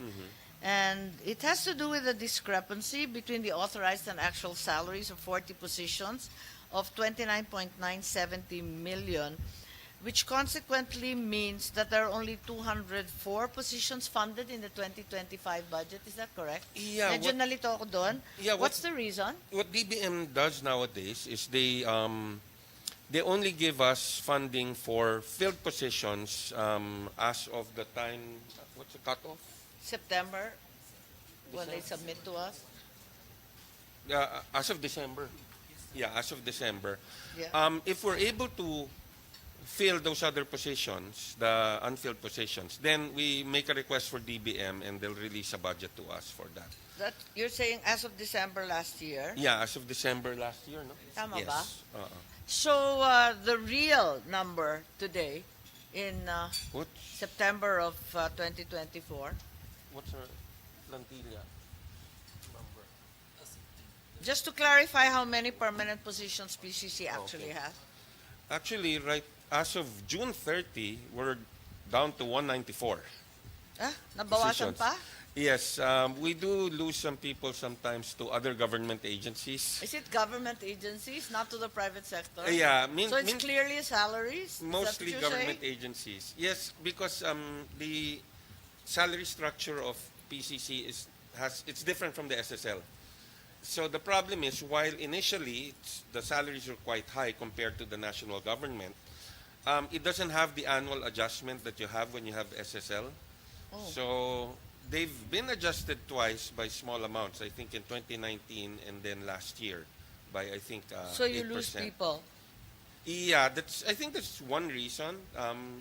So they go to BSP, I guess for obvious reasons. NEDA is another place they go to. For lawyers, our lawyers sometimes they become prosecutors or they're probably intent on becoming judges at some point, so that's why they leave. But we don't have a problem hiring. We Yeah. do get people, but then, as you know, the hiring You can't process, keep them. yeah, takes a little long, so there's a bit of a gap. Yeah, it's a little problematic because 194 is quite a bit less than 244. Well, 244 is the total plantilla. Uh-oh. What was filled last year was 204, and now we're down to 194, but we're continuously hiring. We're actually planning to upgrade our organizational chart because we're able to see ano yung kulang, Yeah, what we need more of, what we maybe need less of. right. And so we'll be working with DBM on the revision. So, yes, I think it seems clear that aside from the salary structure, like you said, na ang hiring okay naman, tabla-tabla, pero yung promotions and increases are so slow.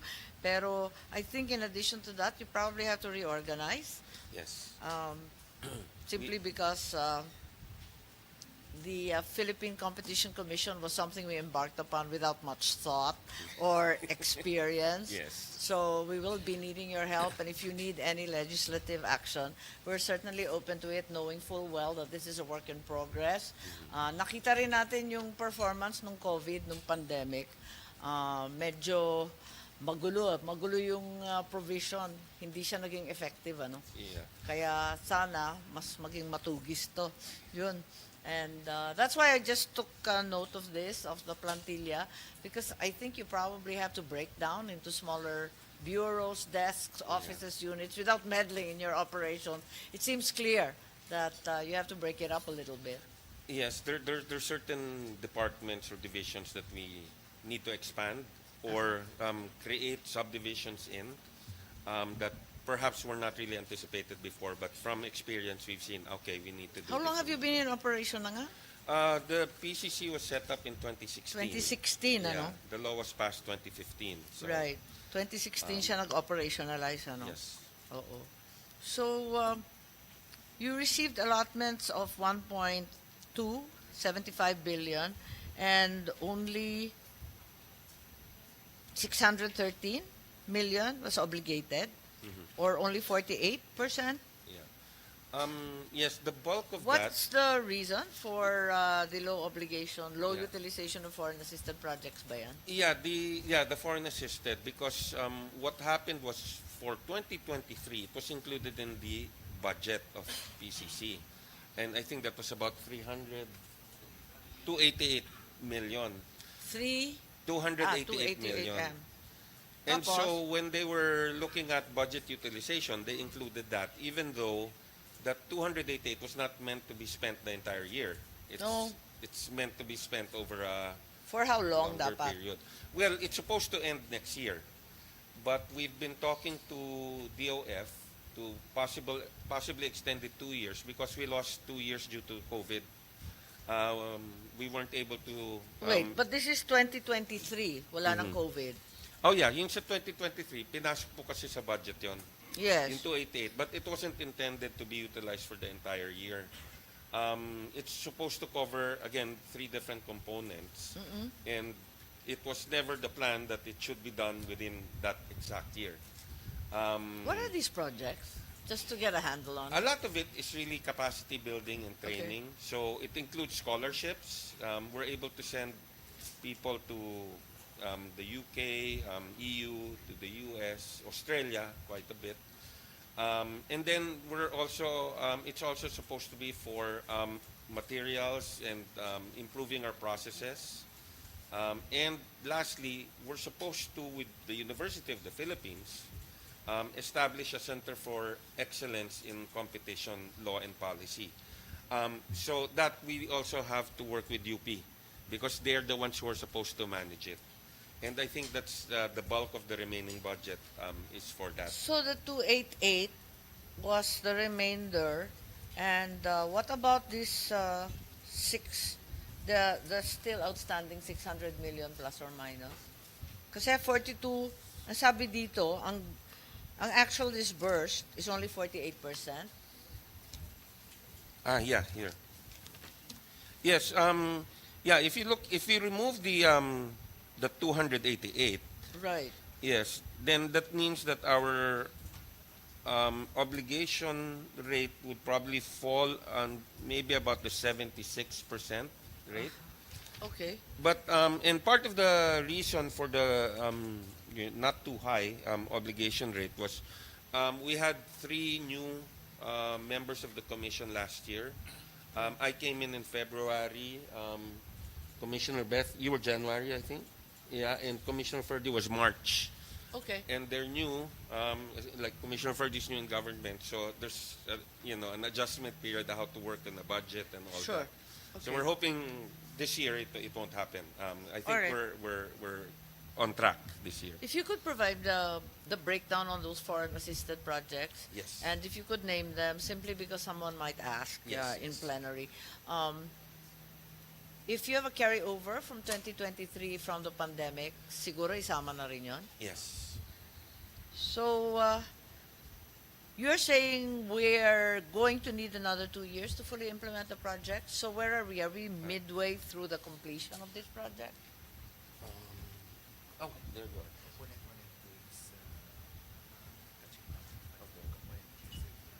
The Center of Excellence. No? Yeah, for the first 2 components, we've caught up already, I think, from the delay caused by the pandemic. But Okay. for the third one, because we have to rely also on the University of the Philippines, so we need better coordination actually, kasi medyo mabagal yung process. But they're trying to tie it also to the building that will be created, because 2 floors out of the 9 floors will be owned by UP, and they're supposed to use that for that center. I see. I see. So, what accomplishments of PCC can we tout for 2024? Were you able to file cases, secure convictions? We're extremely bloodthirsty here in the Senate.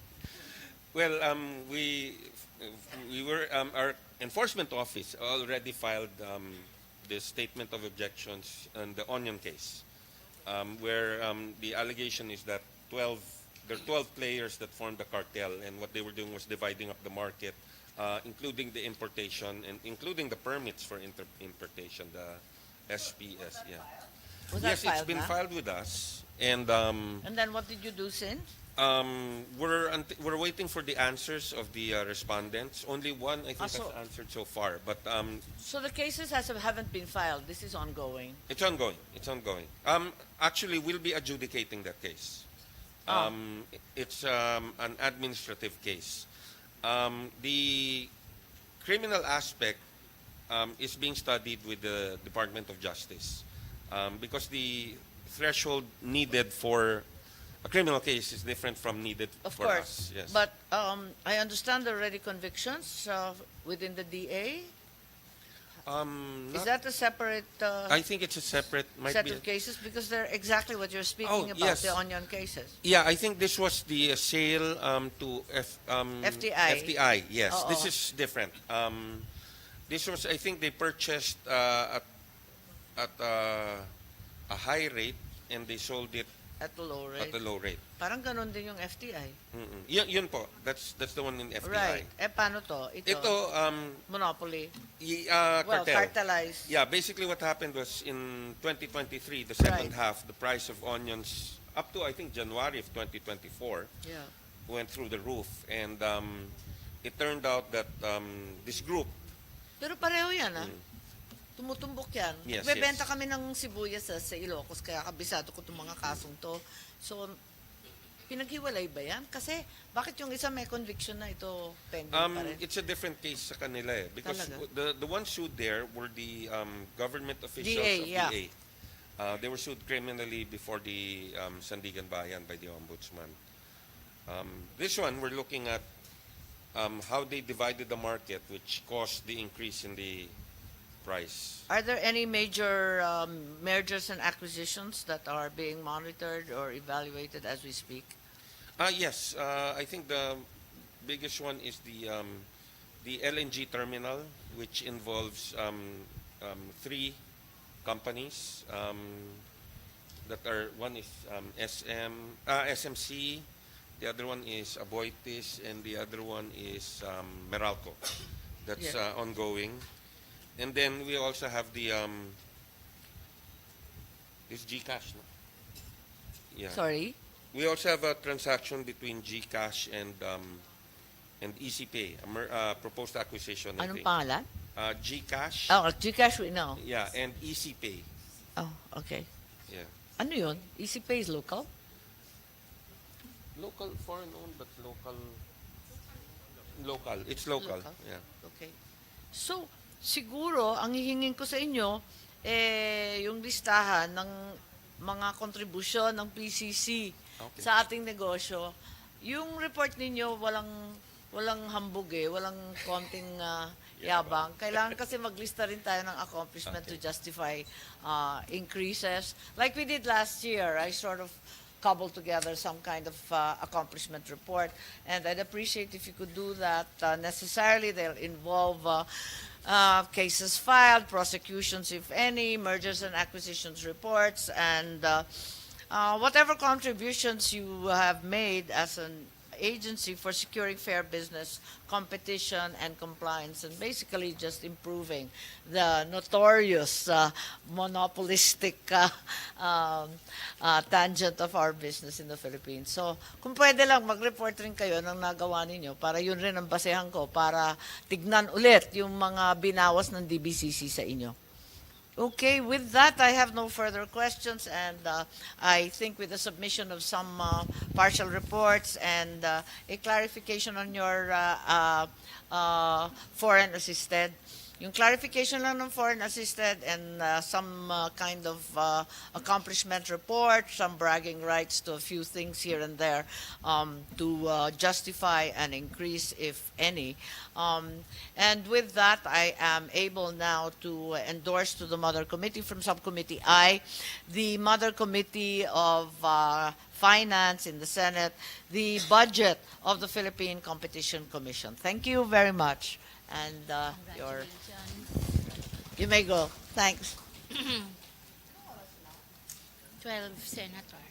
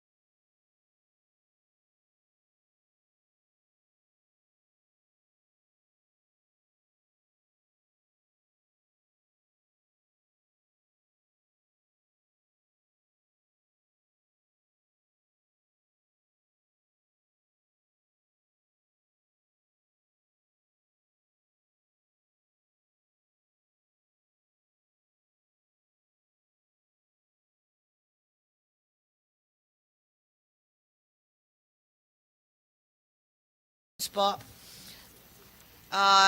Yes, I think you've all been waiting patiently. Yes, thank you. Is everyone here? Yes. All right. Who's going to be presenting your budget? I don't see Mr. Quijano. I will, Madam Chair. Okay, Apollo Reche. All right. Thanks. If we can make it very brief, I'm really hungry and I'll be even in a worse mood. We'll call on our secretary first to acknowledge the presence of the National Commission of Senior Citizens. For the National Commission on Senior Citizens, we have Dr. Mary Jean Loreche, together with Commissioner Raymar Mansilungan, Lieutenant General Ricardo Reiner Cruz III, Commissioner Enriqueta Rodeles, Commissioner Dr. Ida Yap Patron, Active Executive Director Emmanuel Daes, and for the Commission on Audit, they are represented by State Auditor 3 Miguel Traboc. For the Department of Budget and Management, Director 4 Sofia Yanto Abad is with us. That's all, Senator.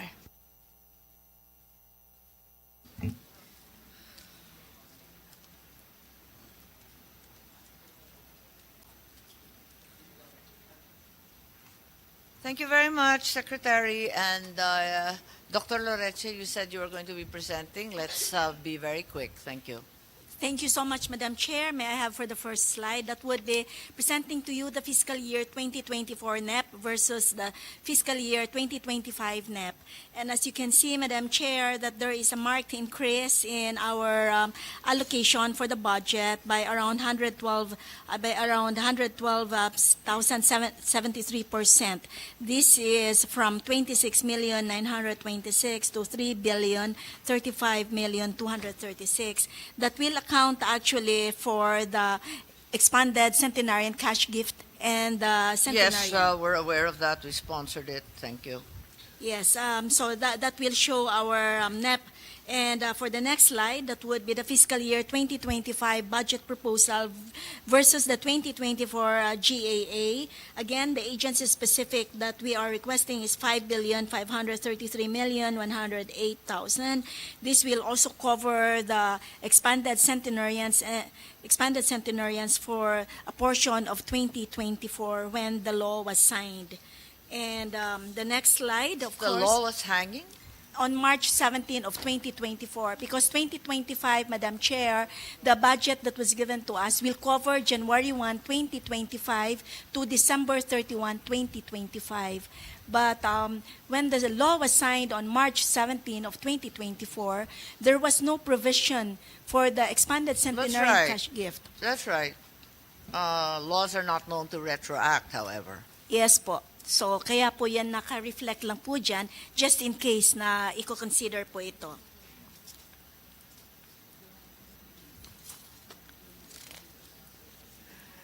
I think that will have to be a separate request to DBM and doesn't constitute part of your budget.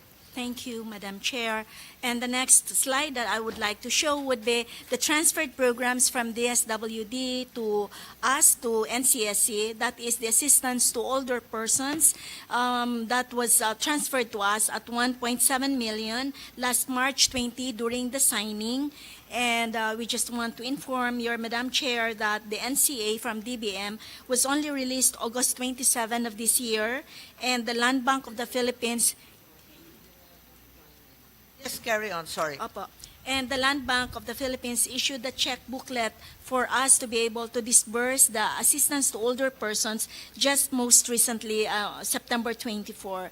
That's why it will be reflected there that our utilization at 518,334.14 is the only amount that we have disbursed to the OSCA FESCAP meetings and the institutional support to NAPSI. However, with the release already of the check booklet from Land Bank last week, then I believe that we would be able to utilize the remaining 1.4 million from the assistance to older persons. The next slide. The next slide, Madam Chair, is only on the Expanded Centenarians Act for Republic Act number 11982, showcasing here the number of physical targets of individuals that will be receiving the expanded cash gift and the centenarian, 275,342 individuals, and the administrative cost computed at 1.96%. The next slide, of course, will show how the allocation and breakdown of the cash gift, including that of the administrative cost of 1.96%. Next slide. I think I would like to show, of course, the financial performance. This is a historical fund utilization. Yes, we're aware of that. How long is this presentation? Is there much more? I think there's only 2 more slides, Thank Madam you. Chair. Okay, please proceed. So this is a historical fund utilization showing an average of 53%, but the next 2 slides will of course show how we are today, that as of June 30 of 2024, we were able to utilize 43% of our budget, and as of September 30, 2024 to date, we are already at 59% in our budget utilization. The subsequent slides will only show us the catch-up plan summary, but I want to focus on the hiring status because this is one of the milestones. We target that by October 30, we should be able to fill up all plantilla positions around 93%. As of September 24, we have filled up 182 of the 320, which is 57% already. So I think, Madam Chair, that is all there is for our presentation this morning. Yes, thank you very much. And I have a few questions. So, right.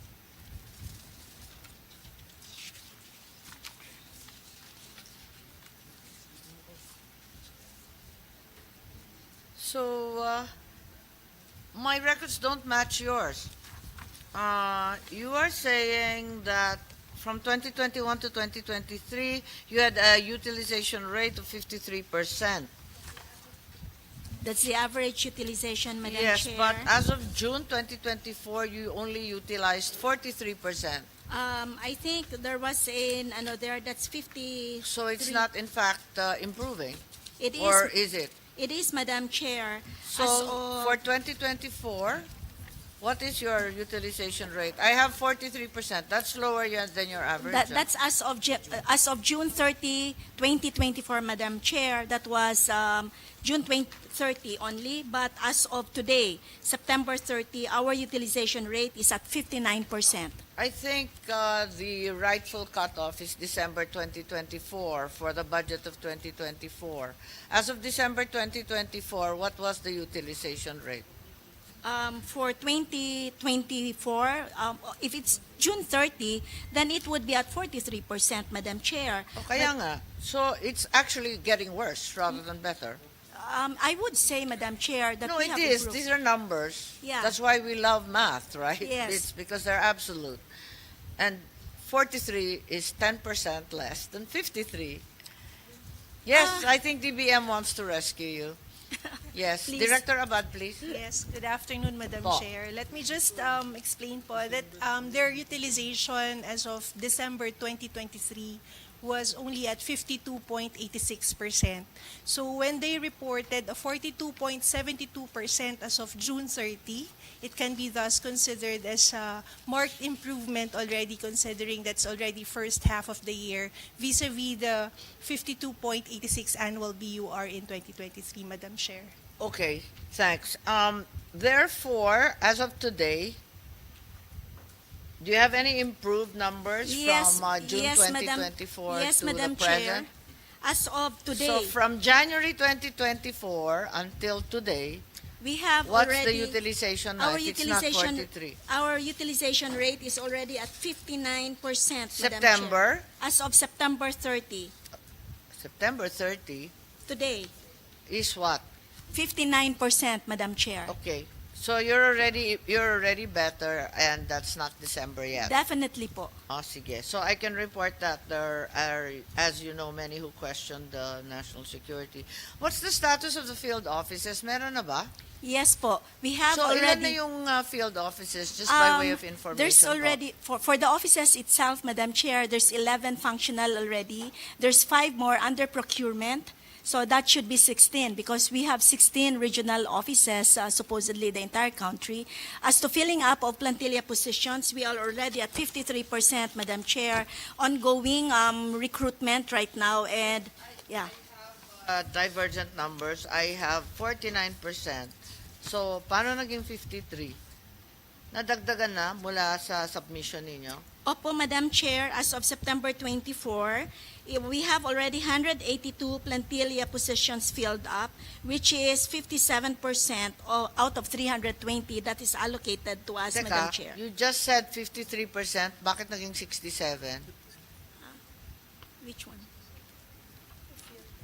Filled up positions, Madam Chair, is 182 out of 320 as of September 24, which Kaya is nga, so that's 57%.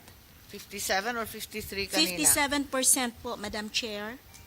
What's the problem? Why is it so difficult to fill up the remaining position? I think, Nangangalahati pa rin kayo eh. but Madam Chair, by October 30, we would be at 93% already filled up position. This, I would like to explain it in this manner. That Mababa ba yung sahod na binibigay ninyo? Ba't ang tagal? I think it's not really the sahod, Madam Chair. There are 2 things here that we have to consider. Number 1, prior to the suspension of our existing chair, the hiring and the recruitment, including the interview, has to be by panel. So meaning to say, it only happens once a month. But after he was suspended and upon convening the rest of the commissioners, we have decided that for those who are in the lower ranking positions, that should be given to the commissioner in charge for the interview together with HR and HRMPSB. Okay, that sounds like a very reasonable change. What else are you going to do? And there are a lot of selected positions already that we have finished in terms of our hiring. But because of the limitation of the authority granted me by the Office of the President, I cannot sign the contracts of newly hired plantilla personnel. Who has to hire them? Po. Who has to sign the contract? I'm supposed to sign that, Madam Chair, as the OIC, but it was not indicated in the functions that was released to me when the Office of the President issued the authority for me to be the OIC. Oh, so have you asked for... Yes po, several times already, Madam Chair, and the latest that when we have... was the first time? We immediately submitted that in August. And Of? then, I think August 5, we submitted Oh, but a that's request. 2024. Yeah. And then our latest letter was last week. Okay. And we received already a notification from the Office of the Executive Secretary to write him again the list of personnel that we have to sign, including the remaining plantilla positions that I need the authority to sign, Madam Chair. I see. Thank you. Can you enlighten us on the assistance to older persons, the ATOPs? What have you accomplished? How many beneficiaries? What are you giving? It's a program that we're not very well informed about. You mentioned earlier something about the land bank giving you the checks finally, and that therefore you will be able to disburse with greater expediency. Yes, Madam Chair. This assistance to older persons is actually a program under the Department of Social Welfare and Development, and we were given the balance of 1.7 million budget for the entire year. We had the MOA signing sometime in March 20, and since this is a trust fund, we really need to process this separately, and the NCA was only released to us August 27 of this year, and our checkbook for us to be able to issue the payments for the claims was only You released mentioned September it's a 24. trust fund. Can you explain? It's with the Bureau of Treasury, Madam Chair. So the fund will have to be via from from DSWD again to the Bureau of Treasury, and that has to be transferred to us. And so we had So to process. it goes from Treasury to DSWD muna? Galing po ng DBM yung release para sa amin po. Teka, pero nabanggit mo DSWD? So, Opo, galing po kasama sa pa rin ang DSWD. DSWD o Opo, hindi sa na? kanila po galing yung fund na yan, Madam Chair. Nasa DSWD pa rin ang pera? Hindi na po, na-transfer na po sa amin. Bago lang. Pero yung ATOP, nasa DSWD? Kata-transfer po sa amin, Madam Chair. O kaya nga, bakit binabanggit mo na from Treasury pupunta pa sa DSWD? Kasi po, continuing appropriation po siya, Madam Chair. Hindi, pero diretso ang release ng DBM sa inyo, di ba? After So wala ng going- DSWD para Wala sa na po, sa amin na po 2025. yan ngayon. Nasa Opo. inyo na yan eh. Opo. Oo, yeah. Oo. In August 27 po, nasa amin na po yan. Okay, fine. All right. And this assistance to older persons, Madam Chair, if you you notice in one of the slides that I presented, based on the guidelines that is given to us, not transmitted to Yes, us, can you just give us the general terms of those guidelines? What in general? it's really more of assistance to the various organizations for senior citizens, support for their meetings. Oh, it's for the organization. Yes po, it's not direct giving to the individual I see. older Support person. to the organizations. How many Yes. organizations do you have registered with you? Right now, there's around... Ilan na?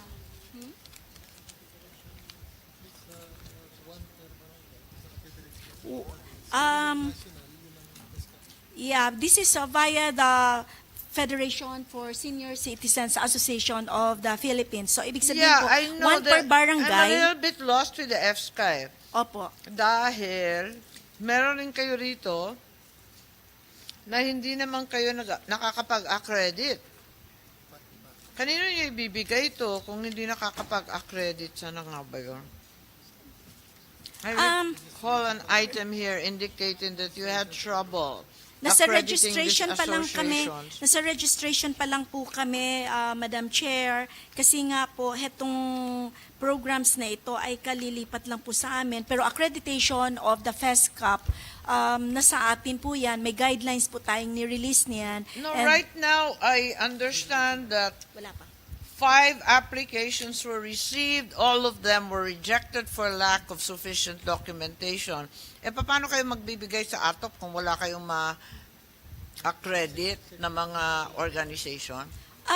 I believe, Madam Chair, kasi they need to have their SEC registrations po. Bago po natin sila ma-accredit at maibigay sa kanila. Kailangan ba ganon? Do you have to be so... No, my point being that who are you giving the ATOP to if you're not accrediting Sa- any... Sa ngayon po, Madam Chair, what we have right now is only the FESCAP kasi sila pa yung nandun sa kasama nung sa DSWD na na-transfer sa atin na accredited. At saka yung institutional support to NAPSI Council. So kasama po yan sa ating binibigyan ng support. NAPSI? NAPSI, yung kanilang institutional support to the National Anti-Poverty Commission for Senior Citizen Sectoral Council, Madam Chair. I don't understand. So, FSCA and NAPSI, yan dalawa lang yan ang binibigyan ng ATOP? Sa ngayon po, ganyan... Dala-dalawa yung party list ninyo. Hindi kayo makapag-accredit ng association? Ba't ganon? Yung sa FESCA po, Madam Chair, sa Parang ngayon... napaka-top-heavy naman ng sistema ninyo. Unang-una, nag-interview kayo ng clerical, ng driver, by commissioner. Ano nang trabaho ng executive director? Sino ba executive director? We have an acting executive director, Madam Chair, Sino and nga? si Director M. Daez. Oo. Di ba dapat yung executive director kung yung mga driver, janitor, ganyan, clerical, Ganun na nga kailangan po. pa ba yung commissioner? Ganun na nga po yung ginawa namin after the suspension of the chair, Madam Chair, Madam Senator. Kasi i-interviewin pa by panel yung That was really what janitorial service, ganyan. that was what happened security before. guard. Okay. So you're not doing that anymore. No But the more problem po. is I don't understand the ATOP. You've only accredited Who have you accredited sa madaling sabi? Kasi according to your submission, you haven't accredited a single one of the 5 that applied. Yung accreditation po for senior citizens organizations ay kasama po sa programs natin. Understood, So, but how opo. many have you accredited? I just need a number. I will This is a give you, budget hearing. yeah, I will give you that number later, Madam Chair. Let me have my team work into it. Apparently, it's 0. Meron? Comremark, Yes, please. Commissioner. Madam Chair, yung pong ATOP is... So yung nasa... Okay. Yung nasa... Yung pong accreditation is still being performed by the DSWD. Kasi yung pong standard for accreditation, yun po yung isa sa ayaw nilang ibigay sa amin because we don't have the training. So yung pong registration, yun yung aming ginagawa ngayon. bakit We just have to register. nakakapagbigay ng ATOP kung hindi ninyo alam kung Hindi sino man po ma'am pagbibigyan? required yung accreditation Hindi sa ATOP. Doon po sa guidelines ng DSWD for ATOP, hindi po required yung Hindi ba dapat i-align yan? accreditation. Hindi ba dapat i-align yung registered? Otherwise, ba't ka magre-register? Kahit hindi ka mag-register, makakatanggap ka ng tulong eh. Anong silbi ng accreditation and registry? Because ma'am, dun sa provision ng RA 9994 on the appointment of the OSCA head, ginamit kasi dun ma'am sa IRR yung word na accredited by the DSWD. Ang problema is that Yes, the but the DSWD does not IRR accredit. cannot amend the law, no? Yun nga po ma'am yung sinasabi namin. Kaya yung DSWD, when they gave us the ATOP, nakalagay na po yung pupuntahan because So this will spend... sino-sino? Again, let's go back to the first question. Sino-sino ang binibigyan ng ATOP? Sabi nyo, EPSCA, NAPSI? FESCAP, Madam Chair. FESCAP, this is the Federation for Senior Citizens Association of the Paano Philippines. yung mga OSCA? Meron po tayo... Bakit yung EPSCAP lang? Bakit wala yung OSCA? Heto po kasi yung binigay sa atin na guidelines po na tinransfer ng Binigay? ng DSWD po kung sino yung dapat bigyan nung ating ATOP na tinransmit nila na 1.7 million. So EPSCA, walang OSCA. meron po kami ngayong dinagdag dyan, Madam Chair, which is the use of the ATOP fund in empowering the various Office of the Senior Citizens Affairs or OSCAs in Ngayon the nga. matter of trainings, leadership, governance po. Okay. Okay. I still don't understand why we cannot align. Don't you think it's a good idea to align the accreditation of senior citizens organizations with the endowment of ATOP assistance? Di ba dapat naka-align yan? Dapat po. That should be the case, Madam Chair. Since it's being transited na to your office, sana magawa ninyo ng paraan. Yes So, po. I need to go back to your database. Are you anywhere near a database? That's always been the bone of contention. How many senior citizens are actually in your registry? Or do you have a registry? The Yeah. last time we talked, it's all PhilHealth. If you look at the online registration po natin, if the online registration, that's already almost 7 million registrants there, 6.7 million plus. But in terms of the master list, for those who will be for the expanded centenarian cash gift and centenarian, we believe po that based on the physical targets from PSA, we are almost approximately near that number. So if No, the wait, PSA... wait. Never, wag muna yung e-centenarians. It's a different story. Opo. I just need because the e-centenarians only involves the seniors every 5 years. I'm talking about the whole universe of senior citizens. Sabi mo, online 7 million, which constitutes how many? In Of the the- total, in the total PSA, di ba nasa 11, 12 million yan? That's around 60%, Madam Chair. Okay, 60% lang. Opo. Ilan dapat? Kung titingnan natin po talaga yung 12 million based on PSA, then we should be able to reach 12 million. But apparently there are... You only register online, walang in-person sa mga barabarangay? Meron po, Saka sa Madam Chair. LGU? Kasama po yan sa mga OSCA at saka sa LGU. How do you intend to expand your database to encompass all 12 million? Kasi kung puro online, mahihirapan talaga. What we're doing currently, Madam Chair, is really to coordinate closely with OSCA and the LGUs. So yun pong mga LGUs na wala pong capacity to be able to transfer the hard copies of these applicants po. Pwede po nilang ipasa sa amin at the regional offices. Tinutulungan po natin yan para maipasok siya on the online registration po. So it still has to be online. Kaya lang physical entry doon sa field office. Sa Ganun ngayon ba po, yun? sa ngayon, using that online registration that was created by NCSC, that's correct. But right now, we have some modification whereby we really want to just gather from the local government units. Kung ano yung data nila, yun na po yung gagamitin natin because then that would be a better source of information po. Yes, but how do you verify it? Ang problema. We do, You won't be but able to cross-check the LGUs. we have a Baka way. maging PWD rin yan.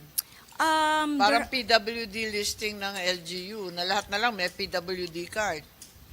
Meron naman po tayong people on the ground. Our team are on the ground to do some How many employees do cross-checking. you have? Per region po natin, we have around 2 focal persons for this. My goodness, that's almost nothing. Yeah, I if don't we, think they'll be able to verify all 42,000 barangays. That doesn't seem like a very practical or realistic. but with the addition po kasi, Madam Chair, for the implementation of the expanded, we will be hiring additional COS po kasi. And we believe that by doing that, we would be able to expand further the number of persons who will be gathering the data on the ground po. I think the purpose of the expanded centenarians is entirely different from the completion of the database for senior citizens. Parang wag ninyo asahan yung expanded centenarians kasi yung expanded centenarians is starting from scratch, mas lalong wala yun. Sa totoo lang po, Can't you Madam make an Chair. arrangement with PSA? Can't you do PSA a and MOA the with ICT. PSA? Yes po. We're planning to work with the ICT. Mag-MOA na lang kayo with Opo, PSA para and PSA. mabilis yan. Yes, we'll At do saka that, Madam mag-MOA na Chair. rin kayo with the Liga ng Barangay. And including siguro the DILG to help us out on Well, this. Liga ng Barangay more directly. All right, we'll At do saka that, yung Madam Chair. PSA. Opo. Kasi ang bagal-bagal mag-database ng National Senior Citizen. Yung National ID na hawak rin ng NEDA at PSA, hindi ba pwedeng i-integrate yan? Pwede po. Isa po yan sa ating ginagamit ngayon para sa ating EDMS. Yes, but maliban sa ginagamit, nag-usap na ba kayo ng NEDA? Not yet with NEDA at the national level, Well, but at the regional level, yes, we have No, but started. the instructions need to derive from NEDA National Yes po. as well as the PSA. We'll do that, Madam I Chair. think you have to fast track that. I think that's really the first order of business is to identify the seniors in the first place. Opo, we'll do that, Madam Chair. Also, I think we have to do some housekeeping. COA found that cash allowances and liquidation reports under the traveling expense local account had some non-compliance with the most economical airfare, delay in submission, etc. You're aware of this? Yes, Madam Chair, and How we has are, this issue been addressed? we have addressed all those issues, Madam Chair. And Fairly large sum. This is a lot of traveling. It's 12.5 million. Yes po, Madam Chair. We have already addressed this, and as a matter of fact, we have an internal implementation already of the omnibus guidelines for travels under EO 77. So I believe that in the next budget season, this would not be reflected as such. Yes, but have you reached out to COA to rectify? Yes po, Madam Chair. We have But already they're still discussed. carrying this in your report. Yeah, we did already discuss this with them, and this Ano were- sabi? Rectified na po yan, Madam Chair, yung mga travel disallowances na po yan. Nabayaran na po yan ng mga personnel who are supposed to be, whose attentions were already called. May I have the report then? Yeah, we'll give you a copy, Madam Chair. Yes, because COA already noted that 34 audit recommendations in the 2022 barely 18 were implemented. The remaining 16 were ignored. As of So, as of today, As- has anything been done about the 16 unattended COA observations? Yes, Madam Chair. As of last week, when I had a meeting with our team, we already addressed that, and we can give you a submission on the updates of this. Sige, para lang maklaro, I need the COA. Is there a COA representative who can tell us yes or no? Oh, are you familiar with the audit observations for the PSC? Oo. And Pa-update lang. What's your name? Miguel Trabok from COA. Sige, if you could tell us, dun sa 34 audit recommendations, can you update us? Kasi 2022 pa to, hindi pinapansin. 16. Madam Chair, our current data or evaluation of that previous findings is that there were 16 unimplemented audit observations. Among the 34 audit observations po, Madam Chair, 18 were implemented for last year, and then That's for... what I said. What happened to the 16? Yung 16 lang tinatanong ko. There is an update for the 16, Madam Chair. 12 of them were implemented, and then there were 4 which remain to be unimplemented po as of August 12, What are those 2024. 4 and why is it taking almost 3 years to rectify?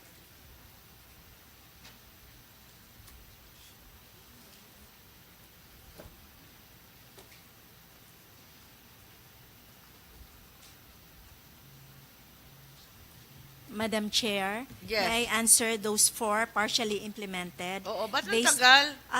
Isa po, Magtatatlong taon na tayo. Isa po yung opening of the trust fund account for proceeds from sale of bid documents. Pangalawa po, yung accountant pledge to exercise caution and diligence in recording and classifying financial transactions. Okay, kaya nga, ano na nangyari dyan? For the opening of the trust fund, heto po, ongoing po ito. Yung accountant po natin has Bakit been... ongoing? Tapos o hindi tapos? Hindi pa ito tapos po eh. Pero as to the accountant on the exercise of caution, already addressed na po ito. On the property supply unit to comply with periodic preparation of the report of semi-expandable property, I already signed this last week, Madam Chair. And the in-house training for NCSE GOD FPS for fiscal year 2025, this is already scheduled, Madam Chair. Okay. So, any comment from COA? Tama ba o hindi? So, you still have 4 outstanding out of the 16? Is that correct? As per our latest validation, Madam Chair, it is correct po. There were still 4 which remain to be unimplemented as of Okay. August 12.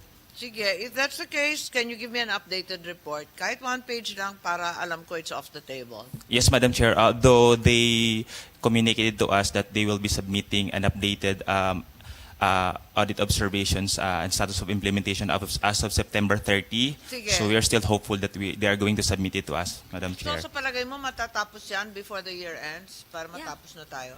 Yes, Madam Chair. It should be the Kasi commit. ongoing naman eh. We are just hoping with the commitment of the management, Madam Chair. So Okay. if that is doable, then we. The other item, of course, is the turnover. I think as of June. Ano na ang balita? What exactly has happened since there's been all sorts of news about your organization? Our chair is of course suspended, and the suspension was served on July 10. July Yeah, 10. July? 10 Okay. at around 10:30 in the morning. So, the suspension was issued by? Issued by the Office of Executive Secretary. So Okay. the suspension will cover the period from July 9, and this was received on July 10. And immediately after, we had our special emergency meeting by the rest of the commissioners. And of course, we wrote an official letter to the Office of the Executive Secretary requesting for an OIC. Another, yes, so now you're the OIC, you have an appointment. Is Yes, that Madam correct? Chair. Okay. In the meantime, One of the accusing commissioners, Raymond Silungan, was meted a 90-day preventive suspension by Malacanang, but I see you're here. Yes, ma'am. I reported back after 90 days because there was no other order.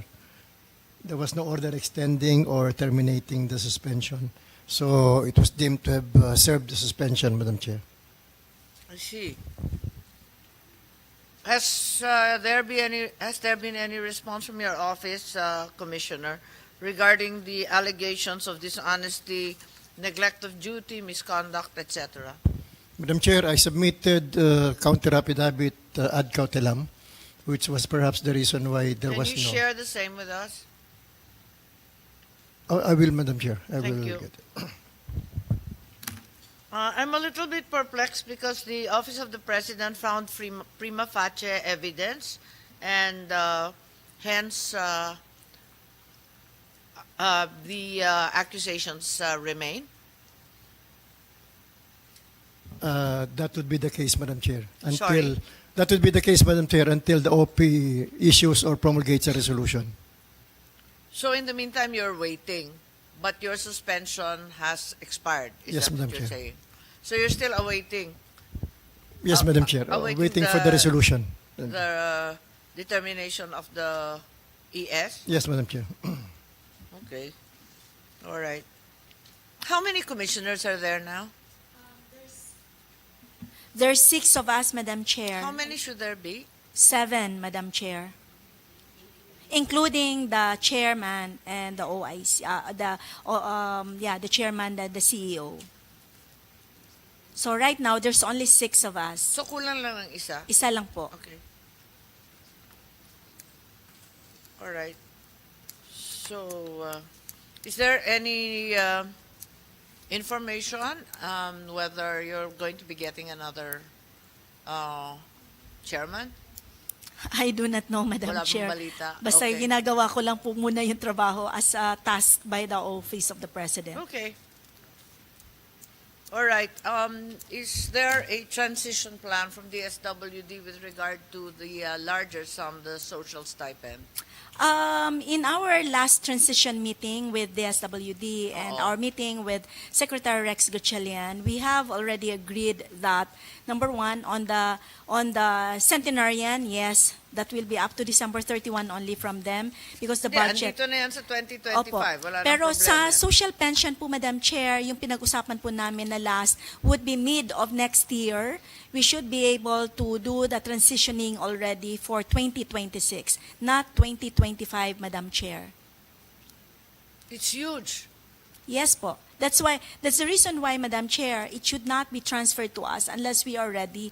And we already committed Are you our... going to be able to actually do it? I'm wondering, can you actually do it given that ilan lang ang taon nyo? With the filling up of all the plantilla positions How and many would be a total plantilla positions? 320.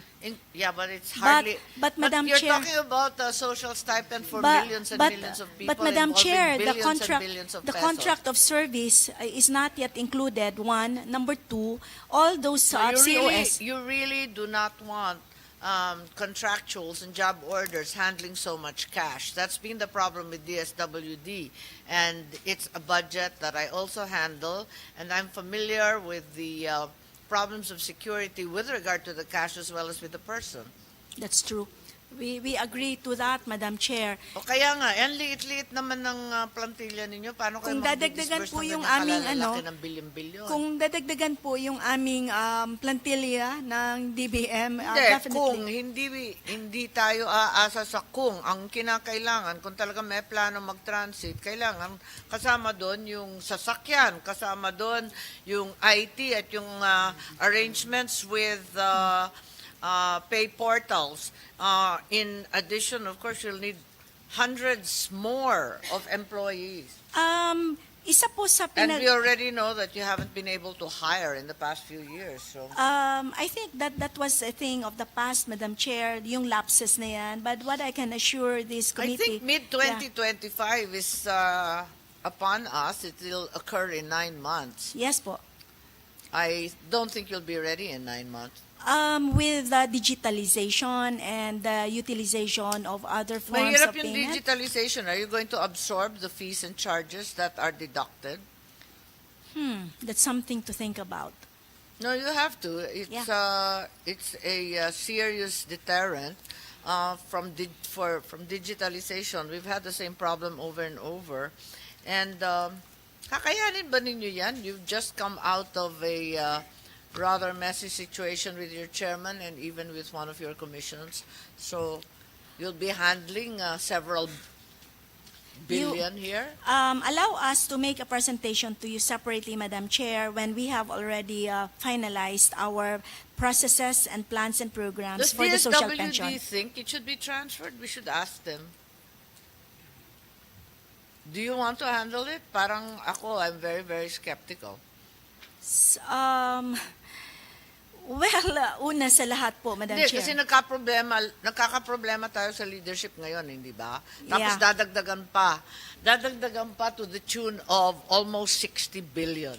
Are you kidding? That's the reason why, Madam Chair, that we were pegging Parang it at nakakatakot. 2026. Not next year. Miski 2026, nakaka-nervyos, Director Abad. Anong tingin niyo yun? Parang nakaka-nervyos eh. Po, nininervyos din po kami. Actually, Ilan na yung empleyado ninyo, total?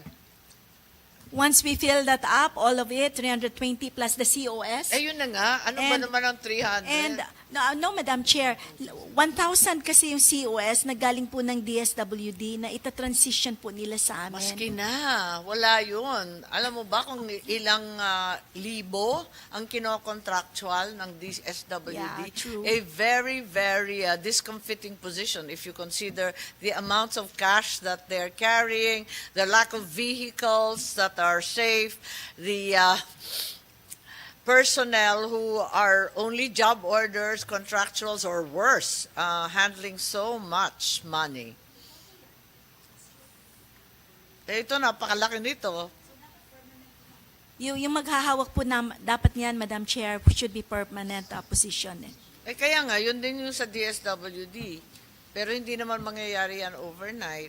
So, right now, it's DSWD, di ba? Aren't we just duplicating? Kaya naman ng DSWD. Decent sila na lang. Bakit pa ita-transition yan? Huwag na natin lipatin. Sang-ayon ng DBM dyan, sigurado. Kasi ang laki-laki ng gastos niyan eh. Ang problema kasi niyan, we are now evolving all these 4 Ps, ayuda, may MAIP, may Kalahi Seeds, may senior citizens, may agricultural rice subsidies, may transport subsidies. Lahat ng subsidy na yan, kailangan ba ng hiwalay na ahensya, hiwalay na tao? Parang hindi yata dapat, ano?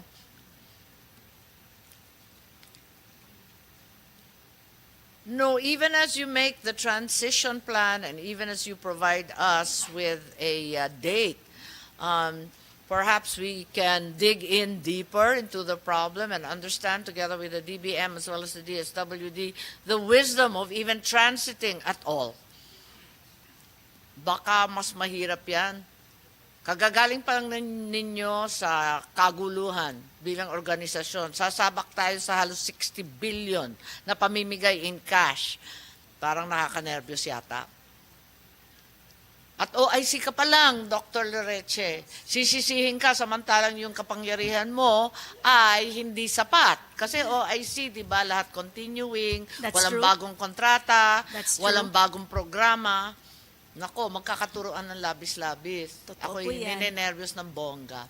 Wala. Fair warning lang po. So with that, with the request for the information with regard to first the registered recipients of the ATOP, the update on the COA findings, and what else have we mentioned here? And perhaps the update also on the cases pending against Chairman and Commissioner Mansilungan. With that, I'm happy to endorse your budget to the Mother Committee of Finance here at the Senate. And with that, we close the hearings and briefings on the National Commission of Senior Citizens. Maraming salamat po.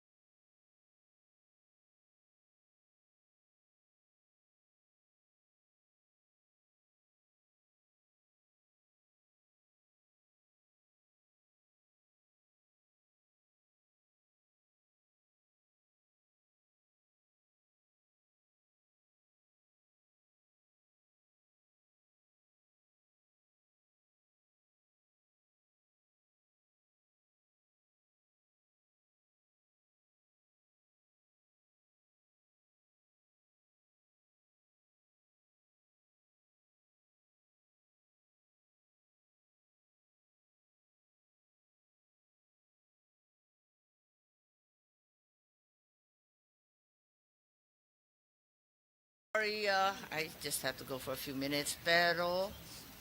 Ayan. Okay. Oh, pasok mo na dyan. Okay, let's call on the Secretary to recognize the representatives of the Climate Change Commission here to present and defend their budget. Yes, Good afternoon Beth again, Agas, Senator. For the Climate Change Commission, they are represented by Secretary Robert Borge, their Vice Chairperson and Executive Director, together with their Commissioner Rachel Ann Herrera and Commissioner Albert de la Cruz. For the Commission on Audit, Ilan ang commissioner sa climate change? Tatlo talaga? Okay. Pero bakit secretary level? Wala lang. Okay, sige, proceed. For the Commission on Audit, we have State Auditor Joey Bernardino. For the DOF, we have Director John Narag. For DBM, we have Ben Gillette Suniga. That's all, Senator. De la Cruz? Who's sitting next to Commissioner Albert de la Cruz? I'm sorry, I can't read the plastic. Ayun. Okay. Ilocano DOF, ka? Senator. Taga saan ka? Director John Narag. Taga saan ka? Senator, province-wise Cagayan Valley. Yeah, I figured. Yeah, I saw a whole slew of Narags yesterday. Okay, please proceed. That's all, Senator. Okay. Who will present the budget?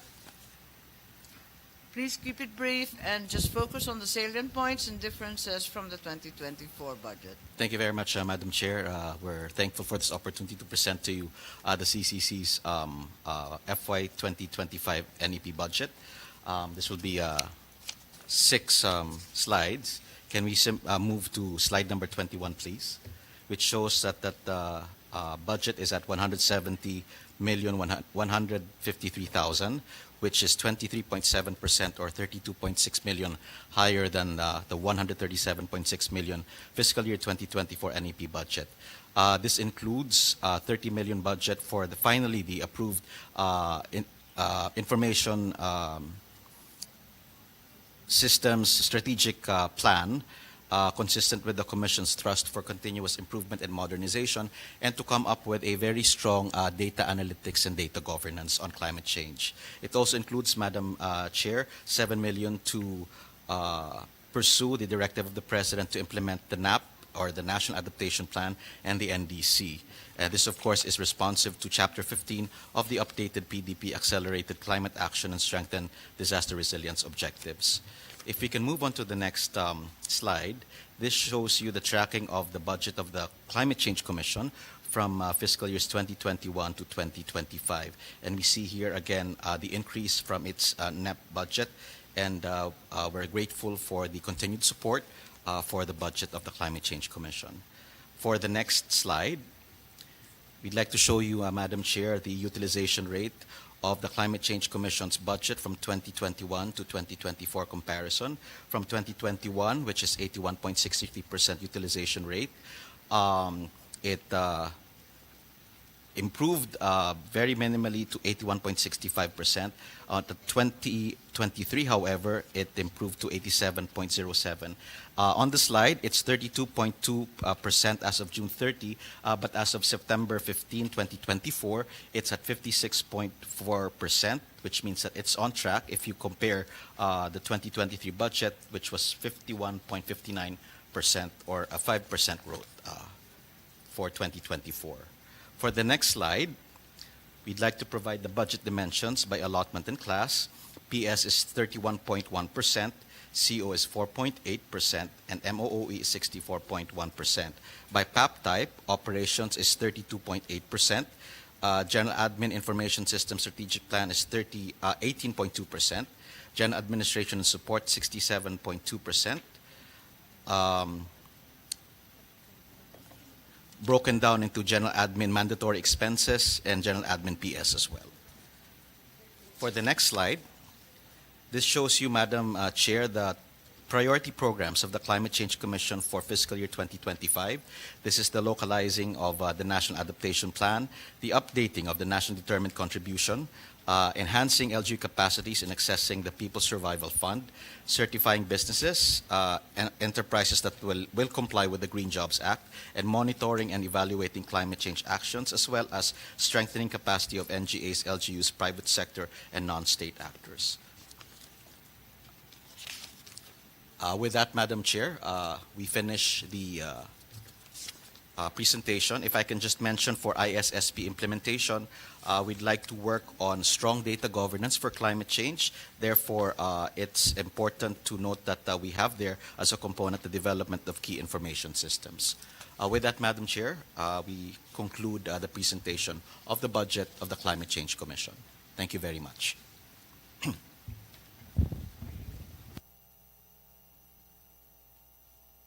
Okay, thank you very much. And ang tawag nito, I have no dates on the projects that you have here enlisted. So it's a bit of an issue.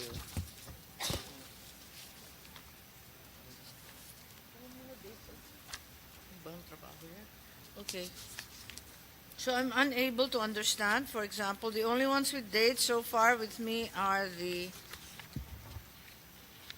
People's Survival Fund, but I don't understand why you count for 2025 projects dating from 2016. For the Project Development Grant of the PSF, I have no dates. When were these granted? To 2 million? Madam Chair, they were granted during separate years. The reason... Kaya nga, for example, Bobon Northern Samar, kailan yan? Kasi pinaghalo-halo, dapat hindi kayo nagre-report ng kuan. Okay, Madam Chair. So kaya nga, kung na-report na, tapos na yun. Paano to? The reason is these are still also being currently implemented. So are you saying that, no, even if they were implemented, when were they granted? That's the operative date for me. Thank you, So Madam. ano to, yung PSF-approved projects, Bobon Samar, when was it approved, the 2 million? Northern Samar is March 1, 2022. For Besao Mountain Province, it's 29. No, wait. Why Mountain Province? No, Mondragon, Northern Samar. I'm talking about another set of projects. March. It's Hindi. March 1, 2022. Which Samar are you talking about? Northern. Teka, yung Samar na nasa... Ngayon, alam mo, ang gulo ninyo mag-present, pinaghalo ninyo lahat ng ginawa ninyo mula kayo pinatatag. We apologize, Madam Chair. We'll provide... Bali dito yung Samar. Ang gulo nito. No, yung Northern Samar is under the Project Development PDG. Grant. Yes, Madam PSF Chair. approved project. Northern Samar, you say March 2022. Ang sumunod sa listahan nyo, Mondragon, Northern Samar din.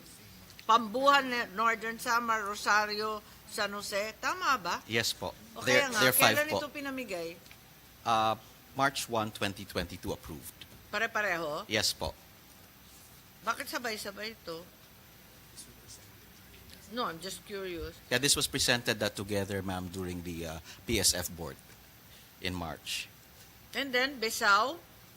Besao is Mountain November Province. 29, 2023, during the 19th PSF kailan? board.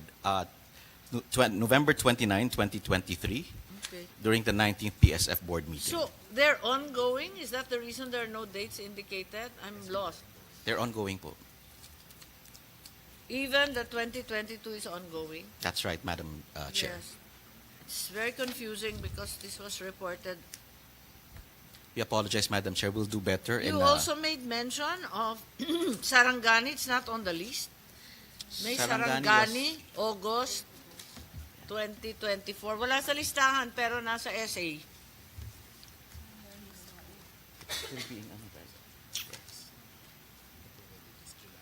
Anyway, if I could have a coherent We list can do that, Madam Chair. We will disaggregate. and understandable, yes. and can you put the dates? The dates are very important. Also, I need to know when these things will finish. Yes, Madam Chair. You've carried over Surigao since 2016. Tapos na ba yan? Not yet, Madam Chair. It's Ano bang klaseng project yan? Surigao. 10 taon? Surigao was supposed to be a climate field school. but it ran into issues because of the super typhoon that struck it. And right now, we are in continued talks with the Department of Finance was on the how to address typhoon? this. This was 2022. 2016 to 20 2022? It was approved 2016, Madam Chair. Kaya nga. And then, when was the money released? It was released in several tranches. If we can provide the detailed listing. You can't keep carrying it over 2016, 2017, 2018. Yes, Madam Chair. We Ano, will provide kasama better rin data. Yung Camotes Island, Cebu, 2017. Kasama rin ba sa super typhoon yan? Hindi naman. Hindi po. Hindi po. Although they had Odette. Herona Tarlac, 2017. Bakit carry over? Ba't hindi natatapos ang project ninyo? Wala bang katapusan yung project na yan? May katapusan po. If I may, Madam Chair, this is actually one of the things that we have discussed with the DOF, which sits at the the chair of the PSF board. We've noted, as again you informed us last year, that there are certain gaps in the implementation of these approved applications, and we're working on them right now. I think there's a representative of the DOF Yes, here. yes, Madam Yes, Chair. Director Narag, can you please explain what is the story of all these unfinished projects? Nasa 35% ang Herona Tarlac from 2017 to the present. Are we claiming another super typhoon? At hindi naman pumutok ang Pinatubo mula 1993.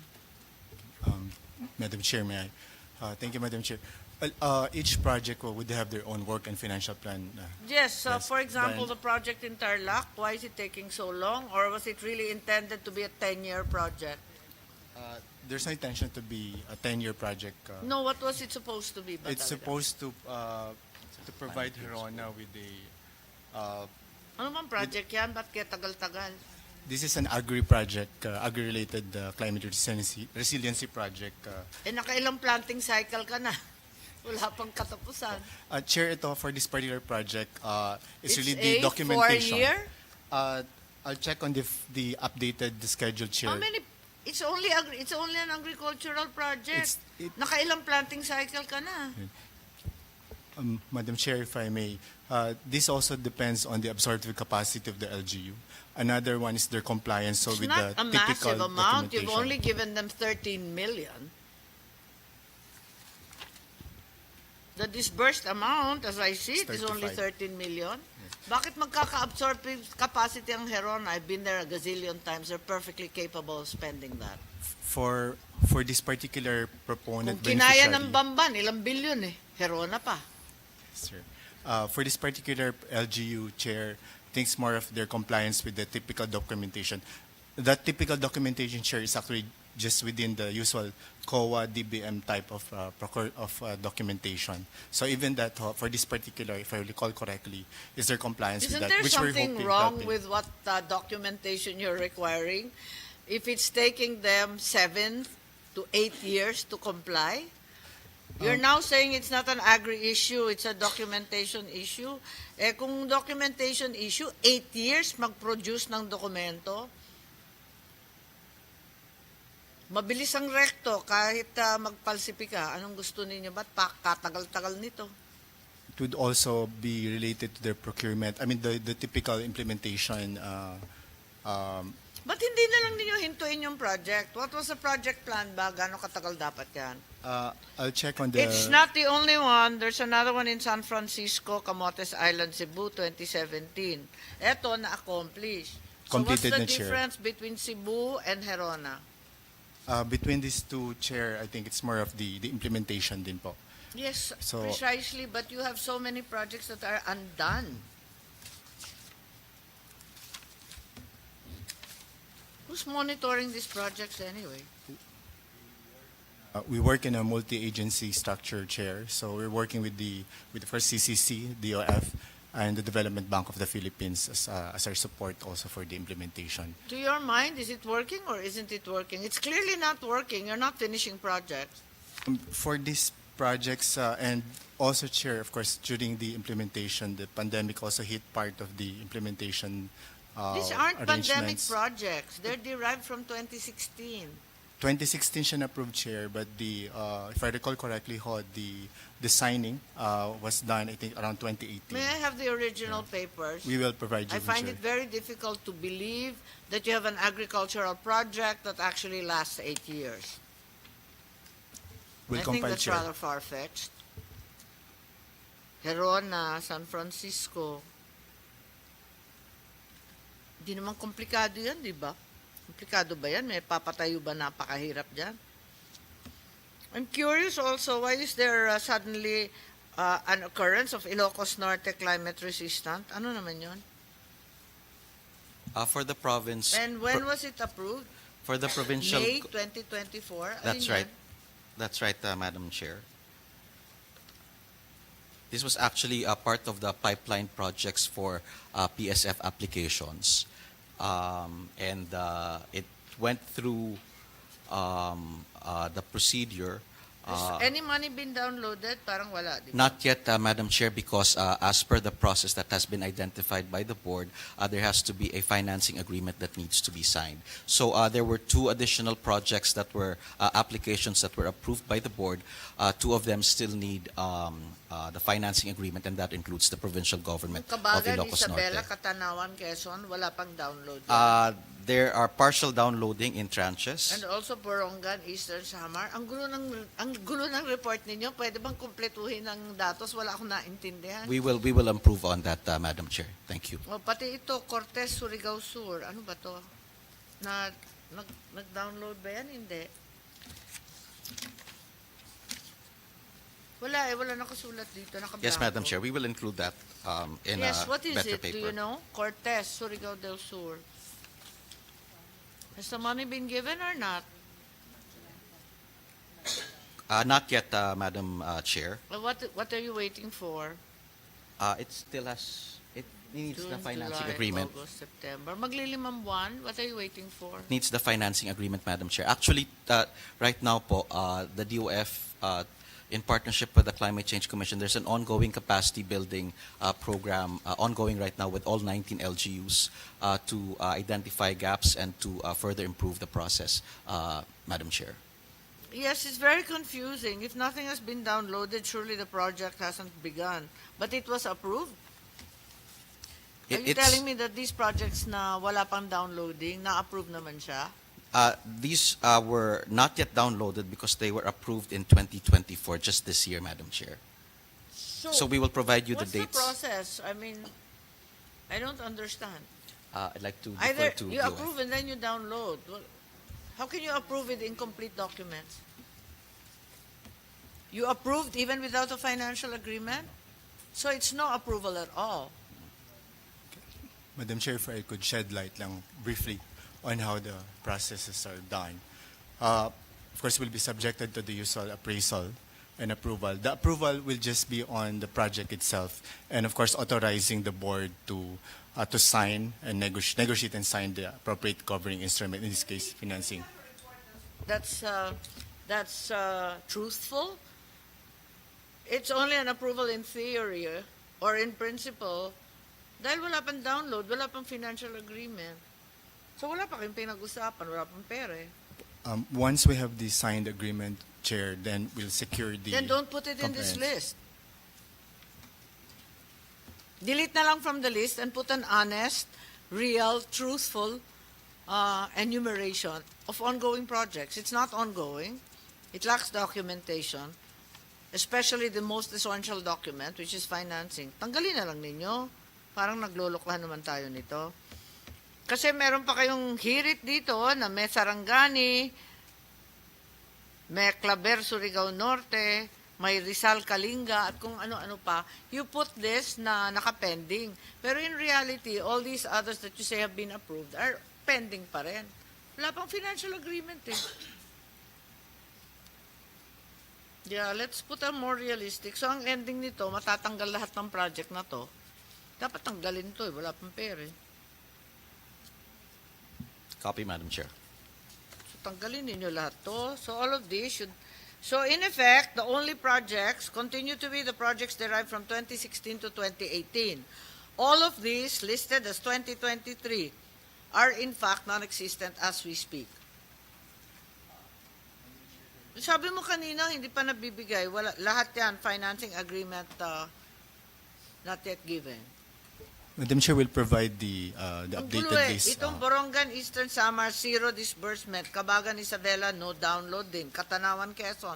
Puros walang pera to eh. Lahat ba ito walang financial agreement?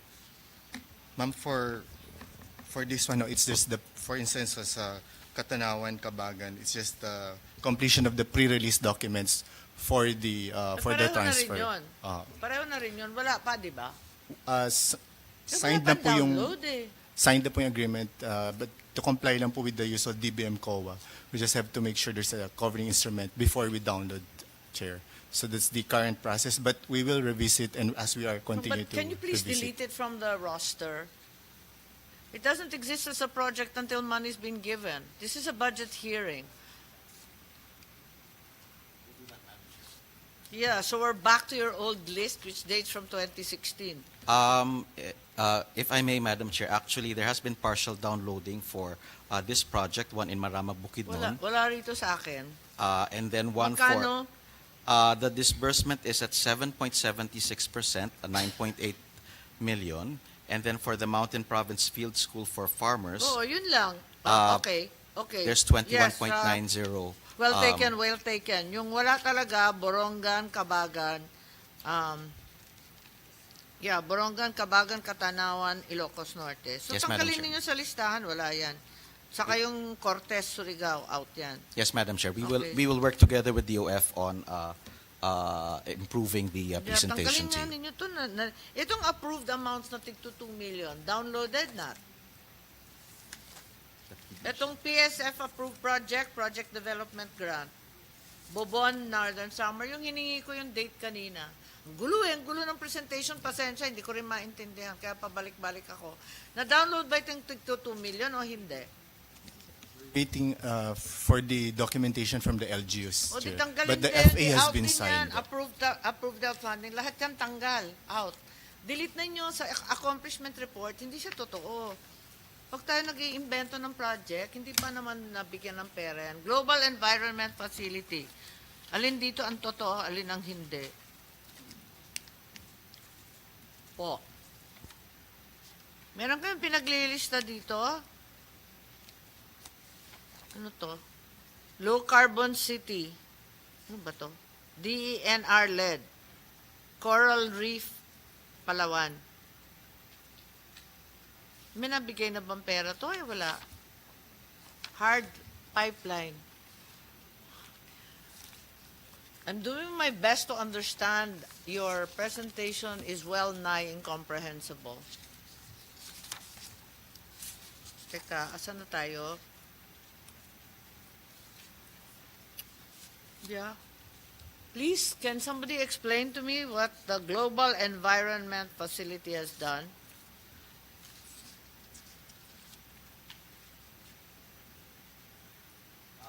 Now it says the project site was from Palawan to Siargao. So now what happened? Undecided. Huwag na ninyo ilista. Undecided pala eh. Haba-haba pa nito. Inception meeting. It hasn't given birth. Stop. Delete. Ano to? Low carbon city development. Ano to? Wala pang date. Diyos ko, paano ba huhulaan to? DENR-led project. Ito ba? Can you help me here? I'm really, really lost. DNR is the operational protocol. Yes, I know, but how much has been released? When, where, how? What is the intention of the project? Anong gagawin ng low carbon? We will provide the updated list. What does it mean? Has money been given or not? Grant, 4,280,000. Nabigay ba yan? Sino nagbigay? Co-financing, 46. This is a really lousy deal, by the way. The grant is 1/10 of your gastos. Nag-abala ka pa. Yeah, thank you, Madam Chair. I will provide the a better list of I don't get this. Anong klaseng grant to? Mas, wala pang 10% ng gastos mo. Ano ba to? Anong pinaglilista ninyo rito? Uy, lagay naman ninyo yung totoo. Nahirapan ako. I cannot. Hindi ko pwedeng. Yes, Madam Chair, we apologize for that. I'm only slightly psychic.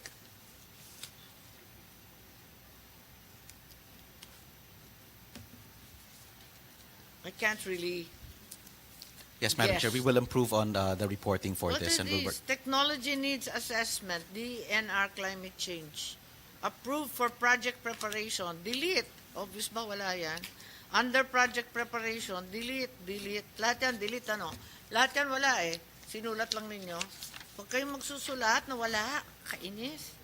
Endorsed by focal. Endorsed. Wala yan. Can you please delete when it doesn't exist? We When will it's do. all in the planning stage, it's really of little or no interest. Green Climate Fund. O, asa na to? Wala, ito, date 2019, ang disbursement ng multi-hazard forecasting, 31%. Ilan taon ba to? Another 10-year project po?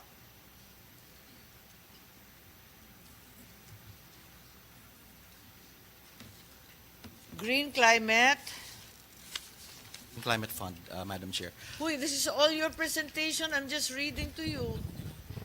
Good afternoon, Madam Chair. For this project, which Land Bank proposed on behalf of the country, I think it's a 5-year project po. So it began in 2019 approval, but the downloading or implementation phase only began last year, Madam Chair.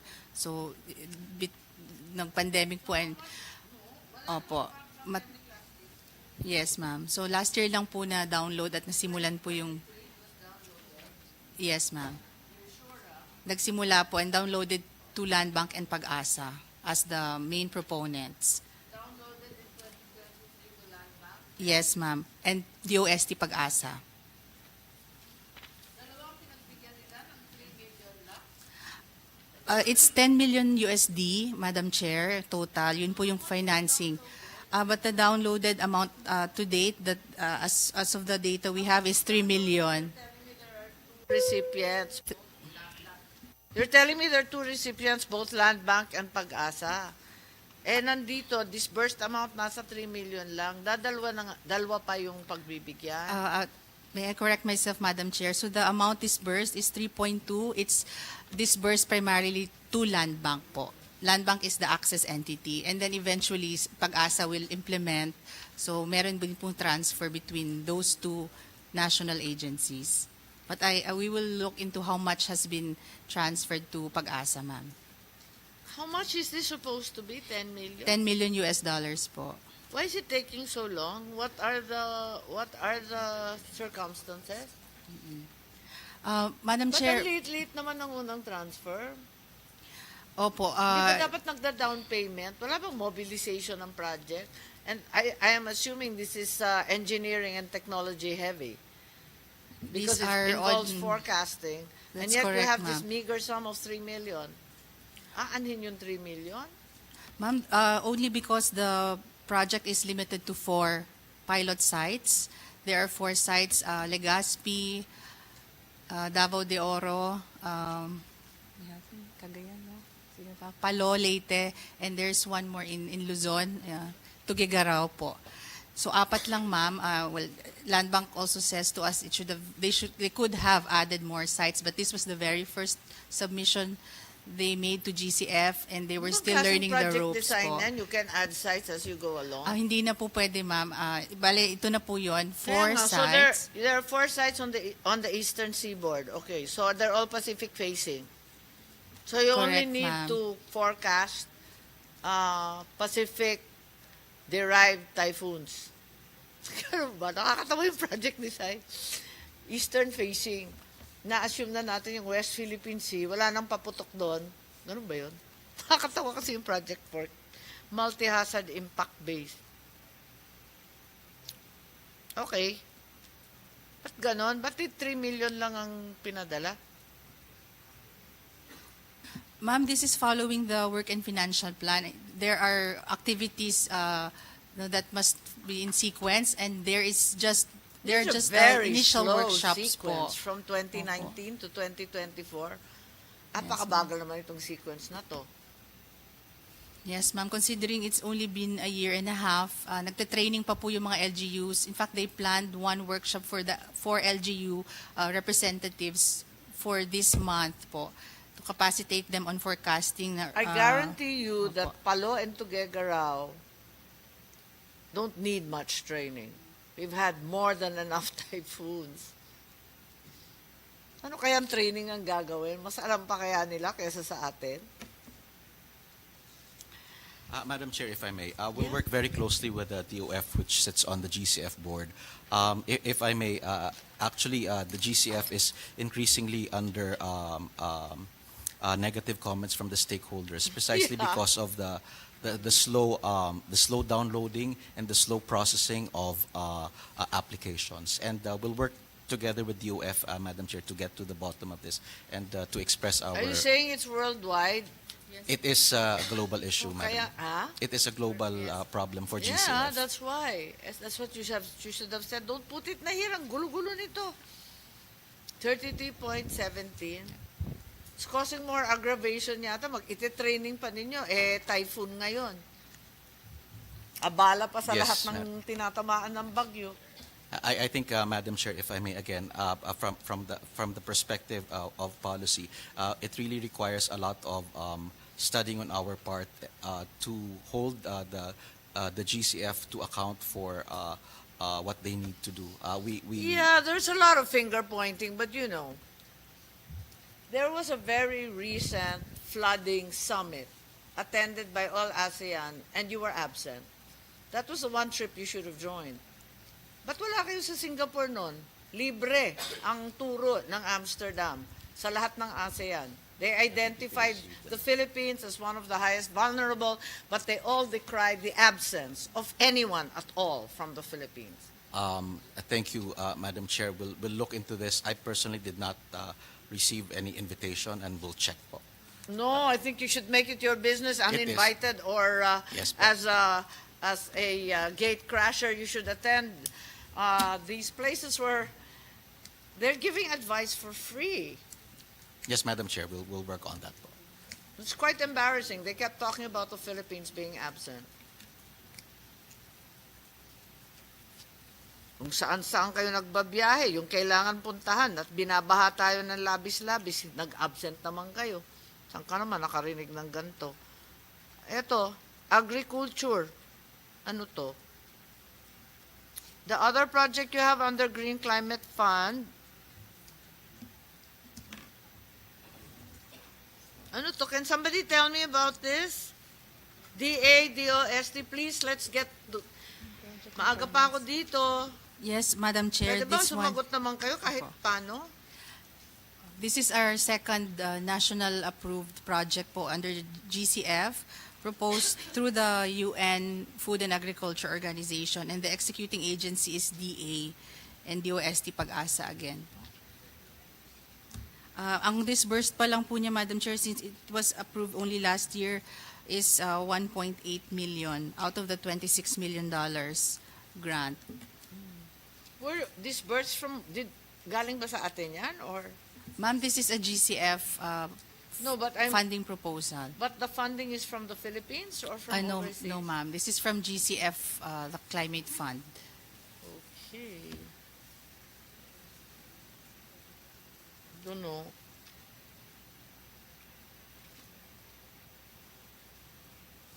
And what happened? Madam Chair, if I may So- supplement, the project will be implemented in 7 years. The operational partners. 7 years? Yes, it's 2024 to 2031. And what's supposed to happen? It's already happening. The So- preparatory and implementations underway. It What hopes are they going to do? it would provide early warning information system, among others, of And it's course. going to take 7 years. Ang dami nang namatay. It's- Ang dami nang nabaha. Parang, ang bagal naman natin mag-react. 7 taon. Ilan pa ang maaanod? Ilan pa lulubog? Wala lang. Okay.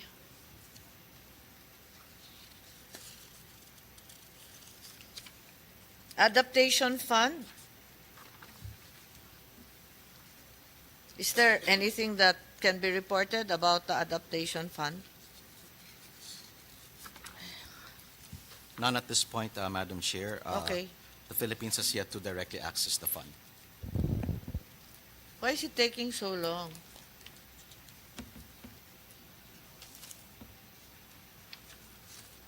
Why is it taking so long? The focal agency for this, Madam Chair, is DNR. Will coordinate So with them what's on the this role particular. of your commission? We Aren't you more appropriately abolished and then located in the DENR? Kasi hindi ko naintindihan eh. Di ba nagra-right sizing ang gobyerno? Di ba obvious na kailangan ninyo DENR na lang? There's that's one position, but there's also the position, Madam Chair, that the Climate Change Commission has to remain as it is. Why? While it's still Why? a relatively young agency, there are cross-cutting issues that ideally under the RA 9729 can be better addressed by a commission po. Why? There are Your some. performance wouldn't prove that. I apologize for No, that, Madam Chair. I'm not accusing you, and you're only new in any case. But there are clearly issues with the organizational structure because you can't Yes, get ma'am. anything done. Yes, Madam Chair. In fact, this is one of the. So that's my point. Aren't you better subsumed under a proper departmental structure than attempting to stand alone and not getting very much done? Madam Chair, if I may, this is one of the findings of COA There we on go. organizational reform. And in fact, we at the Commission, this particular cohort of commissioners, are working hard on the reforms that are needed and to make Well, sure you know very well, coordination is a very, very bad word in government. It means you have absolutely no power, no budget, and very, very little staff. So there you go. All you do is coordinate. Parang NDRRMC yan. Hindi nakaka-respond kasi nga coordinating body lang sila. policy formulating. Wala and naman coordinating. susunod sa kanila. Kaya nga, the move is for NDRRMC to become a FEMA or some kind of agency. Yes. At hindi na siya coordinating, liaising, and so on. Kayo rin. Yes, Madam Chair. And we would have to say that based on RA 9729, that really is the mandate of the Climate Change Commission, policy is the formulating mandate? and policy formulation and coordination. Kaya nga, that's the same problem we have in all these agencies. Yung mga early learning, policy formulation and coordination, ang ibig sabihin, walang mangyayari. Yun na nga ang problema dyan eh. Okay, anyway, andito yung mga COA findings ninyo, the usual. Okay. Ano ba to? Yeah, can you tell me about climate change expenditure tagging? Ano yun? Sorry, Madam Chair. Climate change expenditure tagging is a program between the Climate Change Commission, the Department of Budget and Management also, and this aims to tag the climate change related projects of our different agencies. Kaya nga, which underlies the fact that you're a mere coordinating body.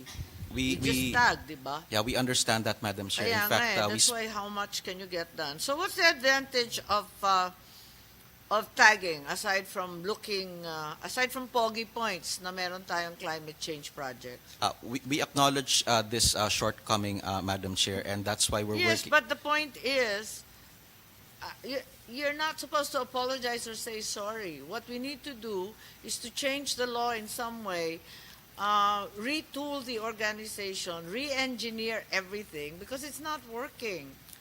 Apology is not what is required. What is required here is for you in aid of legislation to make recommendations because it's simply not working. Thank you, Madam Chair. We are working on that. So we are you should aware of. actually go to some department that actually does the work, like DNR.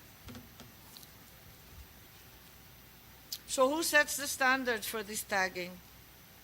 The tagging is jointly come up with by both CCC and the Department of Budget By and who? Management. Sorry? CCC and DBM, Madam Chair. There's that typology that has been Sorry. ECC or CCC? CCC. You. CCC, So it's you and and DBM. who decides what are the guidelines for that? This was through a joint memorandum circular, Madam Chair, between DBM, CCC, and also a joint memorandum circular from DBM, CCC, and DILG. DILG? This is for tracking of climate programs by the LGUs, Madam Chair.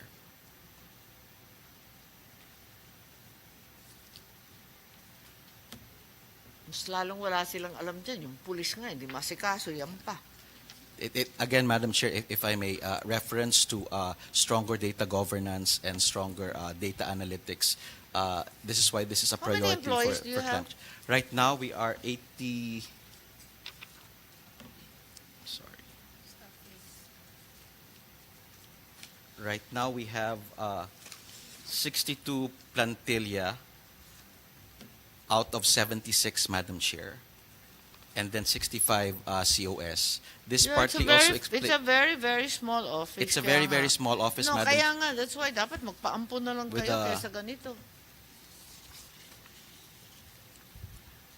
Anyway, what's the process for this tagging and what happens when you're tagged? And what are the guidelines? I'm asking on behalf of the LGUs. You mentioned the LG. The LGUs are completely confused by this effort. CCT, Madam Chair, again, is a joint policy framework of the DBM, CCC, and the LG. It's supposed to monitor and mainstream climate change. Can you just respond to the question? What are the standards being utilized? What are the guidelines? How do you become tagged? For this, Madam Chair, we have What are the guidelines? Just the answer, ano yung guidelines? we have the CCET decision tree and the National CCET typology code manual, which is used to Can identify. we use human being, normal, mortal language? Sorry, Madam Chair, this is the language that we have. But It's essentially, not something I or the LGUs understand. You have to decode. This to jargon's not helping us, yes, Madam Chair. even less impressing us. In essence, first, the question is asked: does the main objective, or one of the Does main it have objectives, to be a main objective or a... or one of the main objectives, Madam Chair? There's a decision tree again for this. Does it articulate climate change adaptation or mitigation? If it's yes, then it's entered What as. happens once it's tagged? Maybe you can just give me the simple standards outline. It's ideally, Madam Chair, it's supposed to inform policy decision among the different oversight agencies. Once all of these data are Sorry, if you're an collected. LGU, can we just make it really simple? If you're an LGU, you have a climate change project which is tagged. What happens next? Do I get punished? Do I get money? No, Madam Chair. If you have What the happens? if So you have the you tag the CCET, project somewhere. if you have the Or what can the CCET, mayor count on? if you have the CCET, it also goes into the process of LCCAP, Of and what? this local climate change action plan, Yeah, Madam Chair. so... And if you No, do in nuts and bolts, in pesos and centavos, what advantage do I get? if you have that, then this would be several steps closer for you to access also the People Survival Fund. Ay nako, kasasabi lang natin na yung People's Survival Fund 2016, wala pang ibinubuga. Yes, Madam Chair, but perhaps So there's no clear advantage to the LGU. It's just an unnecessary feather in their cap to be tagged. Madam Chair, perhaps if you look at it at the point of view of accessing again PSF, then there is Pero sabi value to mo that. several steps. It's part of the documentary requirements, kasi, ma'am. And the function and the what we need to do at CCC and with other government agencies is to further strengthen that capacity so it becomes not a burden, but in fact, So do you have a list now? Do you have a directory of all these tagged we have, projects? we and have, all? Madam Chair. Ilan na? Nakailan na sa directory? One moment, Madam Chair. For LGUs. Commissioner Rachel, would you like to answer? Or anybody who likes to answer? I need to get on with it. This is taking so long. Commissioner De La Cruz. Yes, Madam, if I may. The budget tagging for local government unit will provide what we call the net zero by 2050 pathway, whether or not. You know, this jargon's really not helping your cause. Yes, Just ma'am. tell me what are the standards, what are the advantages, and give me a number. How many have you tagged? That's all. Insofar as the local government unit, Madam, we're able to make the necessary communications training programs May I with have a around number? 87%, ma'am. May I have a number of 87% of the local government units were able to submit all the necessary documents for So them. how many projects have you tagged as part of this CCET? I'm sorry, it's a budget hearing. It's just nuts and bolts. I need a number. How many projects have you tagged? If you don't have it, let's not waste time. Let's just proceed to the next 100 questions. I will provide the details, Madam Chair, on this for LGUs as well as for national government agencies. Can you tell me the number of projects? Kala ko you're tagging. How come you don't know how many you tagged? Anyway, napapagod na ako. Okay. So, let's go back to the People's Survival Fund, since that seems to be the end-all and be-all of all these tagging. You've approved, according to you, 13 projects, 6 project development grants to a total of 19 LGUs. Out of the 1.3 billion earmarked, 23.44%, or 306 million, has been disbursed. Can we be clarified on the actual amount of the People's Survival Fund as defined under law, as we speak today? Madam Chair, we'd like to defer to the Department of Finance. Sige.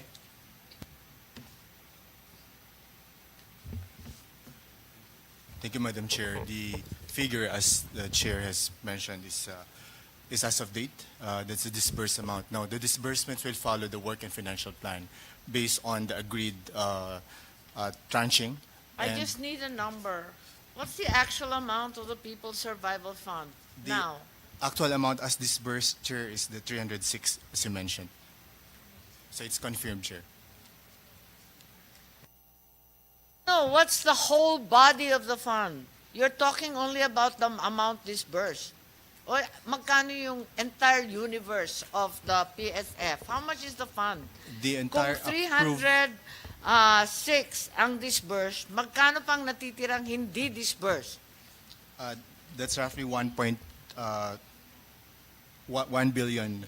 Huh? 1 billion po. Because Okay nga. the approved grant amount or the amount for PSF financing is 1.3 billion. Kaya nga. Yes. So that's the whole right now, universe. you have just short of 1 billion still pending.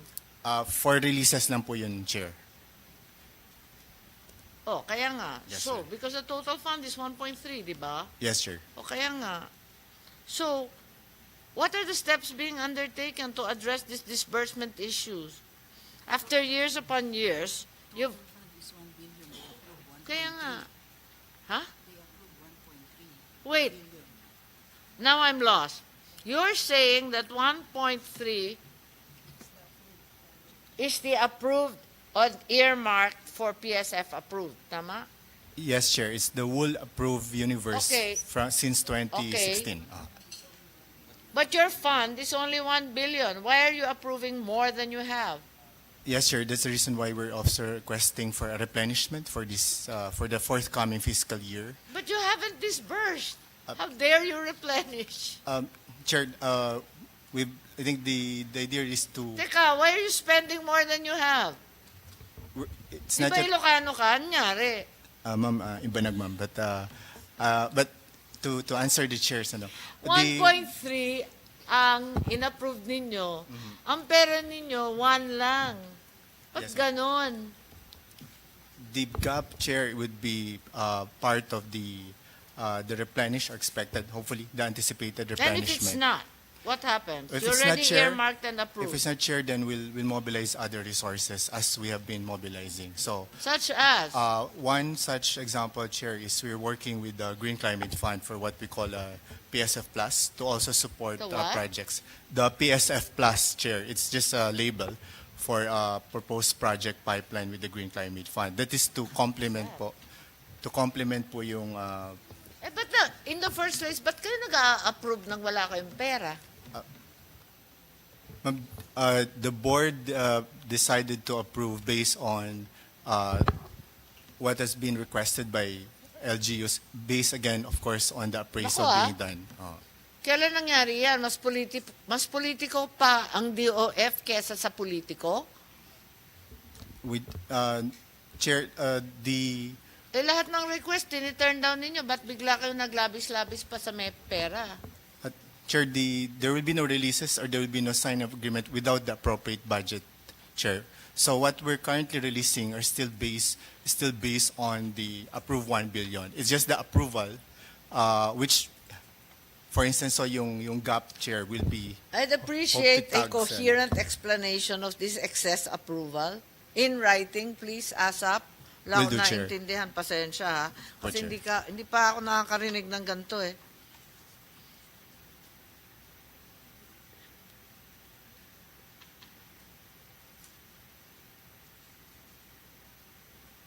Yeah, I think I spoke about earlier. In your report, you said that you only had a proposal for Eastern Samar, Sarangani, Rizal, Kalinga, Claver, Surigao del Norte. They're all pending.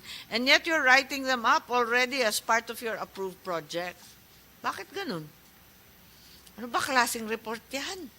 Nahihilo ako sa i-report ninyo. Tinatamad na ako magbasa. Yes, Secretary Borge naman. This is another topic. Bakit kasali sa approved projects ninyo? Itong mga projects na sabi ninyo, propose pa lang. Ito, yung Eastern Samar, Sarangani, Rizal, Kalinga, Claver, Surigao del Norte. I think I've repeated the list 3 times.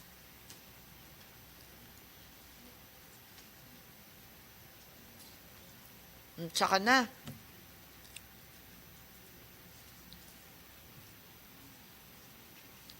O sige, to follow na lang yung sagot. Inip na po ako. Wala akong sagot eh. This is for field Hindi appraisals. kasi pwedeng sumagot ng sirit dito eh. For Municipality of Rizal, Kalinga, and Municipality of Claver, Surigao del Norte, while they remain to be pending, field appraisals need to be done po. So what? There are still, again, Why documentary are you requirements. dishonestly, deceptively, albeit maliciously including it as part of your projects? Madam Chair, Why that's are they not the already in intent. your list of approved projects? Di ba dapat wala yan dyan? Andito eh, kayo nag-submit. Binabasa Chair. ko lang to eh. Chair, if I may. Ako'y hamak na tagatanggap ng mga pinagbibigay ninyo. Hindi ko nga maintindihan. Chair, if I may, on behalf of the Secretary to the Eh People's bakit Rural naging Fund. approved yan? We Here we go again. Kanina, approved pero no financial documents, kulang sa COA at DBM. Eh di wala, nothing disbursed either.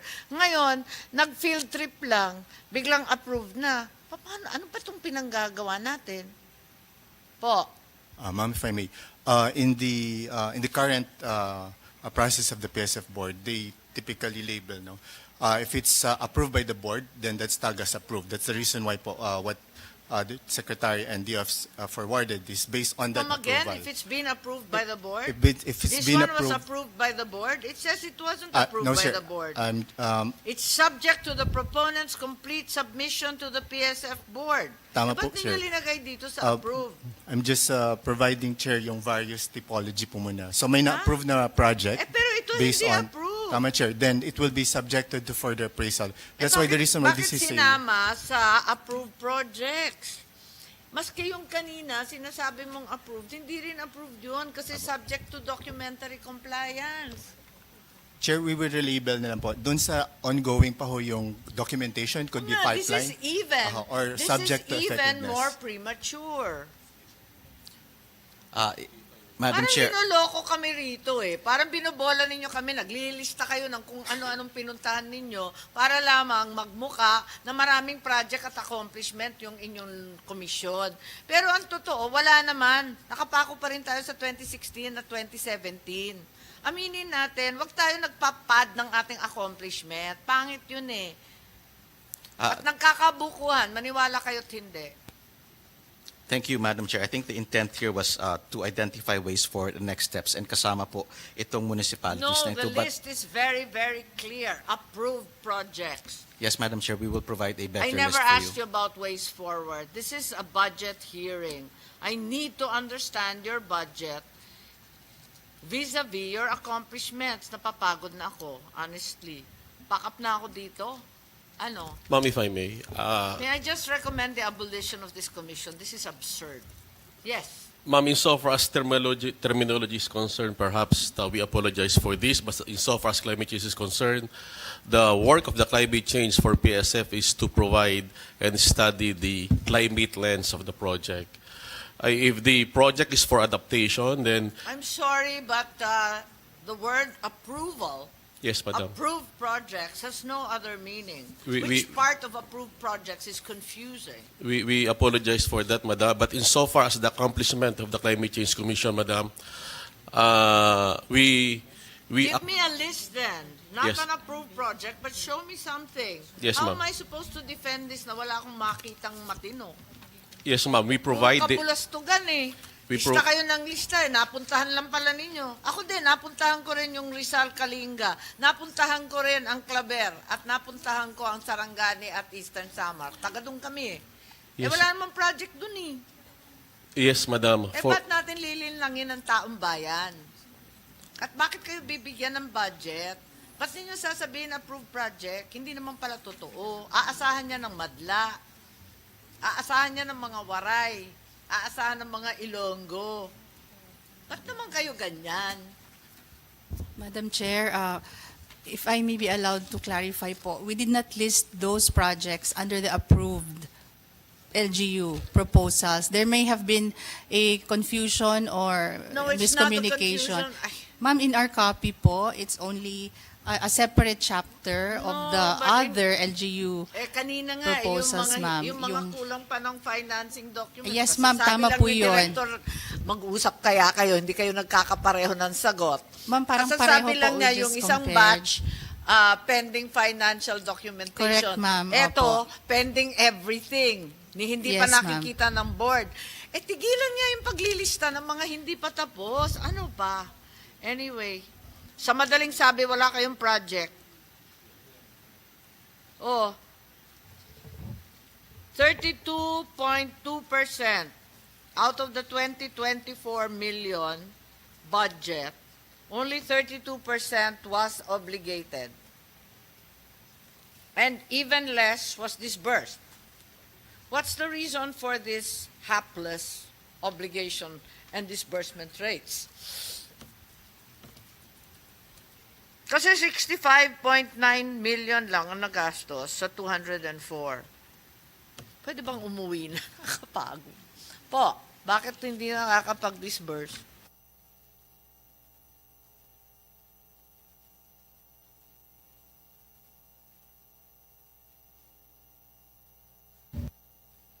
Madam Chair. Alam nyo, Director Narag, nag-a-approve kayo ng higit sa budget ninyo, samantalang yung disbursement and obligation rate ninyo nasa 32%.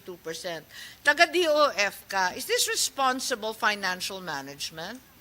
Madam Chair, all the LGUs are also complying with the DBM No, they're policies in terms of SARO You're and at CA. 32%, dear. Chair, I think it's the process really is delegated to the LGUs in terms of how they would do the procurement, comply with the work and financial plan. So while we're able to secure in Anong advance, apog ninyo humingi pa ng karagdagang budget na ganito nga yung disbursement rate? Chair, the budget for those approved, meaning per definition of the board, per the approval of the board. Hindi ito project. Nasa ibang topic na ako, sumurrender na ako sa approved. Kasi linilito lang ninyo kami na hindi kami makapagbasa ng approved project. Kaya lumaktaw na ako sa ibang topic. Nasa topic na tayo sa inyong budget ng 2024. Sa available appropriation ng 204 million sa CCC, ang naobliga lang is 65.956 million or 32.2%. The submission derives from your office. I am merely parroting what you were given my office.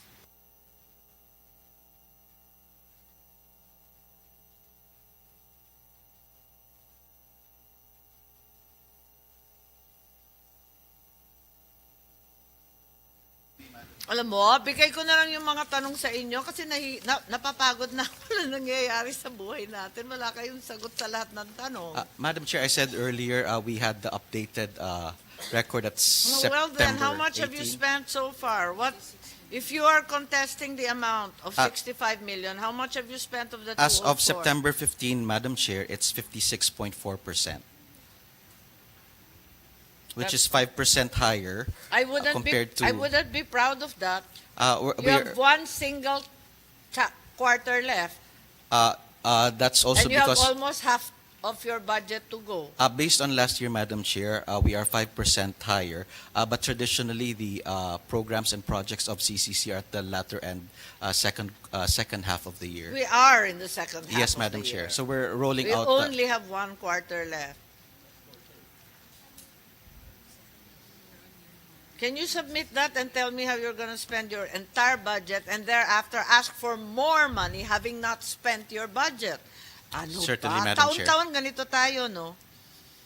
Your proposed budget by cost structure, the budget for general administration and support is 67.19 or almost 70% is overhead. Tapos yung operations na may overhead rin ay nasa 37.5%. Ibig sabihin, lahat sahod. Kaya wala tayong project dahil lahat ng gastos napupunta sa sahod, biyahe, gastos at iba pa. Can somebody answer? 67.19% is general administration gas support. The budget for operations is 37.5%. Kaya nga, this is very clear. This makes it very clear why we have no projects. You're just paying yourselves.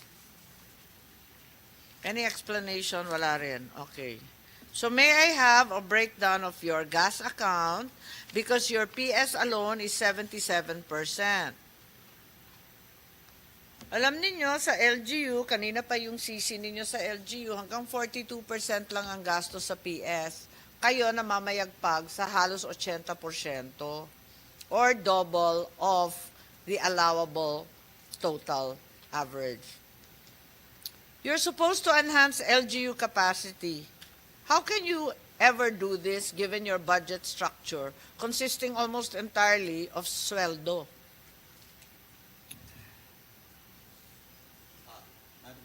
If I may, we're getting support through SICA. We're also getting support from Through? our SICA Through what? congressional. Congress introduced change in a I don't know. change, If you don't know, I don't know. and apart from that, What did you say? From SICA po, congressional congressional- insertions? From when? congressionally introduced changes or adjustments, or SICA, Madam Chair, for certain projects that we But have. you We're cannot also, possibly justify this. Madam Puro Chair, sahod lang kayo. Paano kayo mag-enhance ng anumang capacity ni sino man? Liit-liit ng ang liit-liit ng operations ninyo. Yung operations naka-built-in pa yung gasto, yung kwan doon, yung overhead doon. Talagang walang patutunguhan to, puro sweldo lang eh. That's why, Madam Chair, we're working O, on tapos increasing the okay. budget. So why don't we to have go more to the COA programs. finding? Airline tickets not liquidated, misappropriation of excess cash advance. Bakit nagkakaganito? Napakasimple naman bumili ng ticket. We've worked on that, Madam Chair. In fact, for the last 9 years naman, unmodified opinion ng No. COA. According to the COA report, this is the COA report I'm reading. Yeah. They were not liquidated within the time period. They were not bought or procured properly. We're preparing the report for that, ma'am. Okay, you had 42 foreign travels in 2023. How many in 2024? And how many are booked for 2025? Sana all.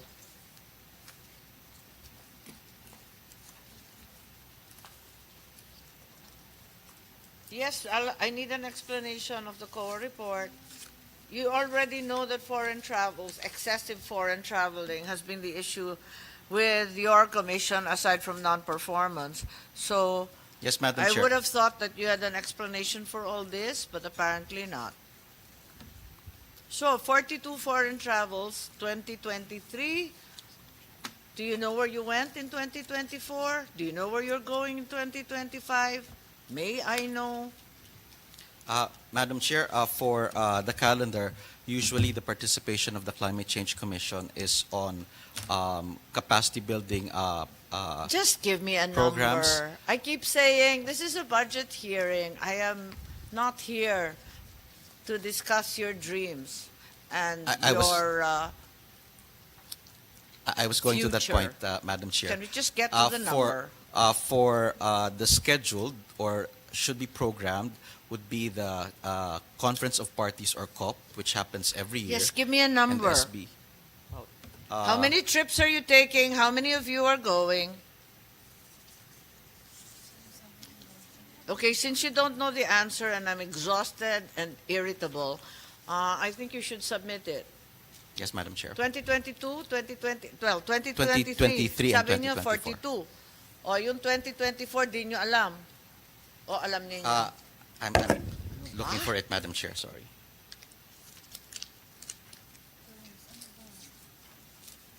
It's not a trick question. Kayo nagbiyahe. Dapat alam niyo kung umalis kayo. Ay, nako. At saka 2025, all the meetings are scheduled 3 years in advance. Ano ba? Bakit wala kayong bilang dyan? Okay, according to the COA report, purchases of office inventory and semi-expendable property did not undergo procurement and were only paid through reimbursement. Is there an explanation? Have you settled this with COA? Is COA around? Yes, Mr. Palitik. These findings of COA about the airline tickets, may sagot na ba sila sa inyo? No agency action plan was submitted as of today, ma'am. Until today, when were these observations provided by COA to them? This was raised March or April this year, 2024. So no answer since March. Yes. Did they tell you if they intend to answer? Or deadma forever? We are still waiting for their agency action So you plan. haven't heard from them at all? No response to the observations of COA and no communication as to their willingness to come to terms. During the exit conference, ma'am, There's an they exit provided conference. their Kailan yung explanation. exit conference po? Last June 2023. April 2023. Oh, Ay, in 2024, ma'am. 2024. Yun na nga, pero March, April, tama ka, mula noon, wala ka na narinig sa CCC. Tama? If I may, Madam Chair, after the exit conference and we were provided the audit findings for 2023, the Climate Change Commission worked on answering all of them. Kaya But I nga, was but made you to haven't- understand You haven't worked hard enough. It's uh, already September. This was April. we are going to submit that, Madam Chair. I was told that there are some areas in the audit findings that we still need to work on, but we will submit this as soon as we can, Madam Chair. As soon as we can is not a date. May I have a date? We can do it by this week, Madam Chair.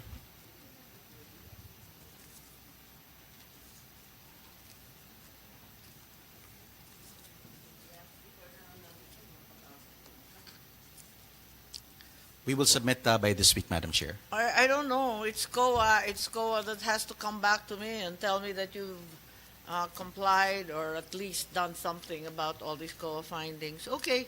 I think I can't make any headway with your budget, and with that, please submit all the required documentation. I am not a patient person. I believe I've been hugely patient, but I am unable to derive information or cooperation from your end. That being the case, I defer the budget of the Climate Change Commission. This happens every year. I wish you would prepare a little better and give us more information. Every year we are deferred. This is not how it should be. With more cooperation from your side, you saw how expeditiously the other agencies are dealt with. But since you have no information at all and submit strange and deceptive data, I think I am obliged as Subcommittee I to recall you subject to the submission of the information requested. Thank you. Good afternoon. Thank you very much, Madam Chair.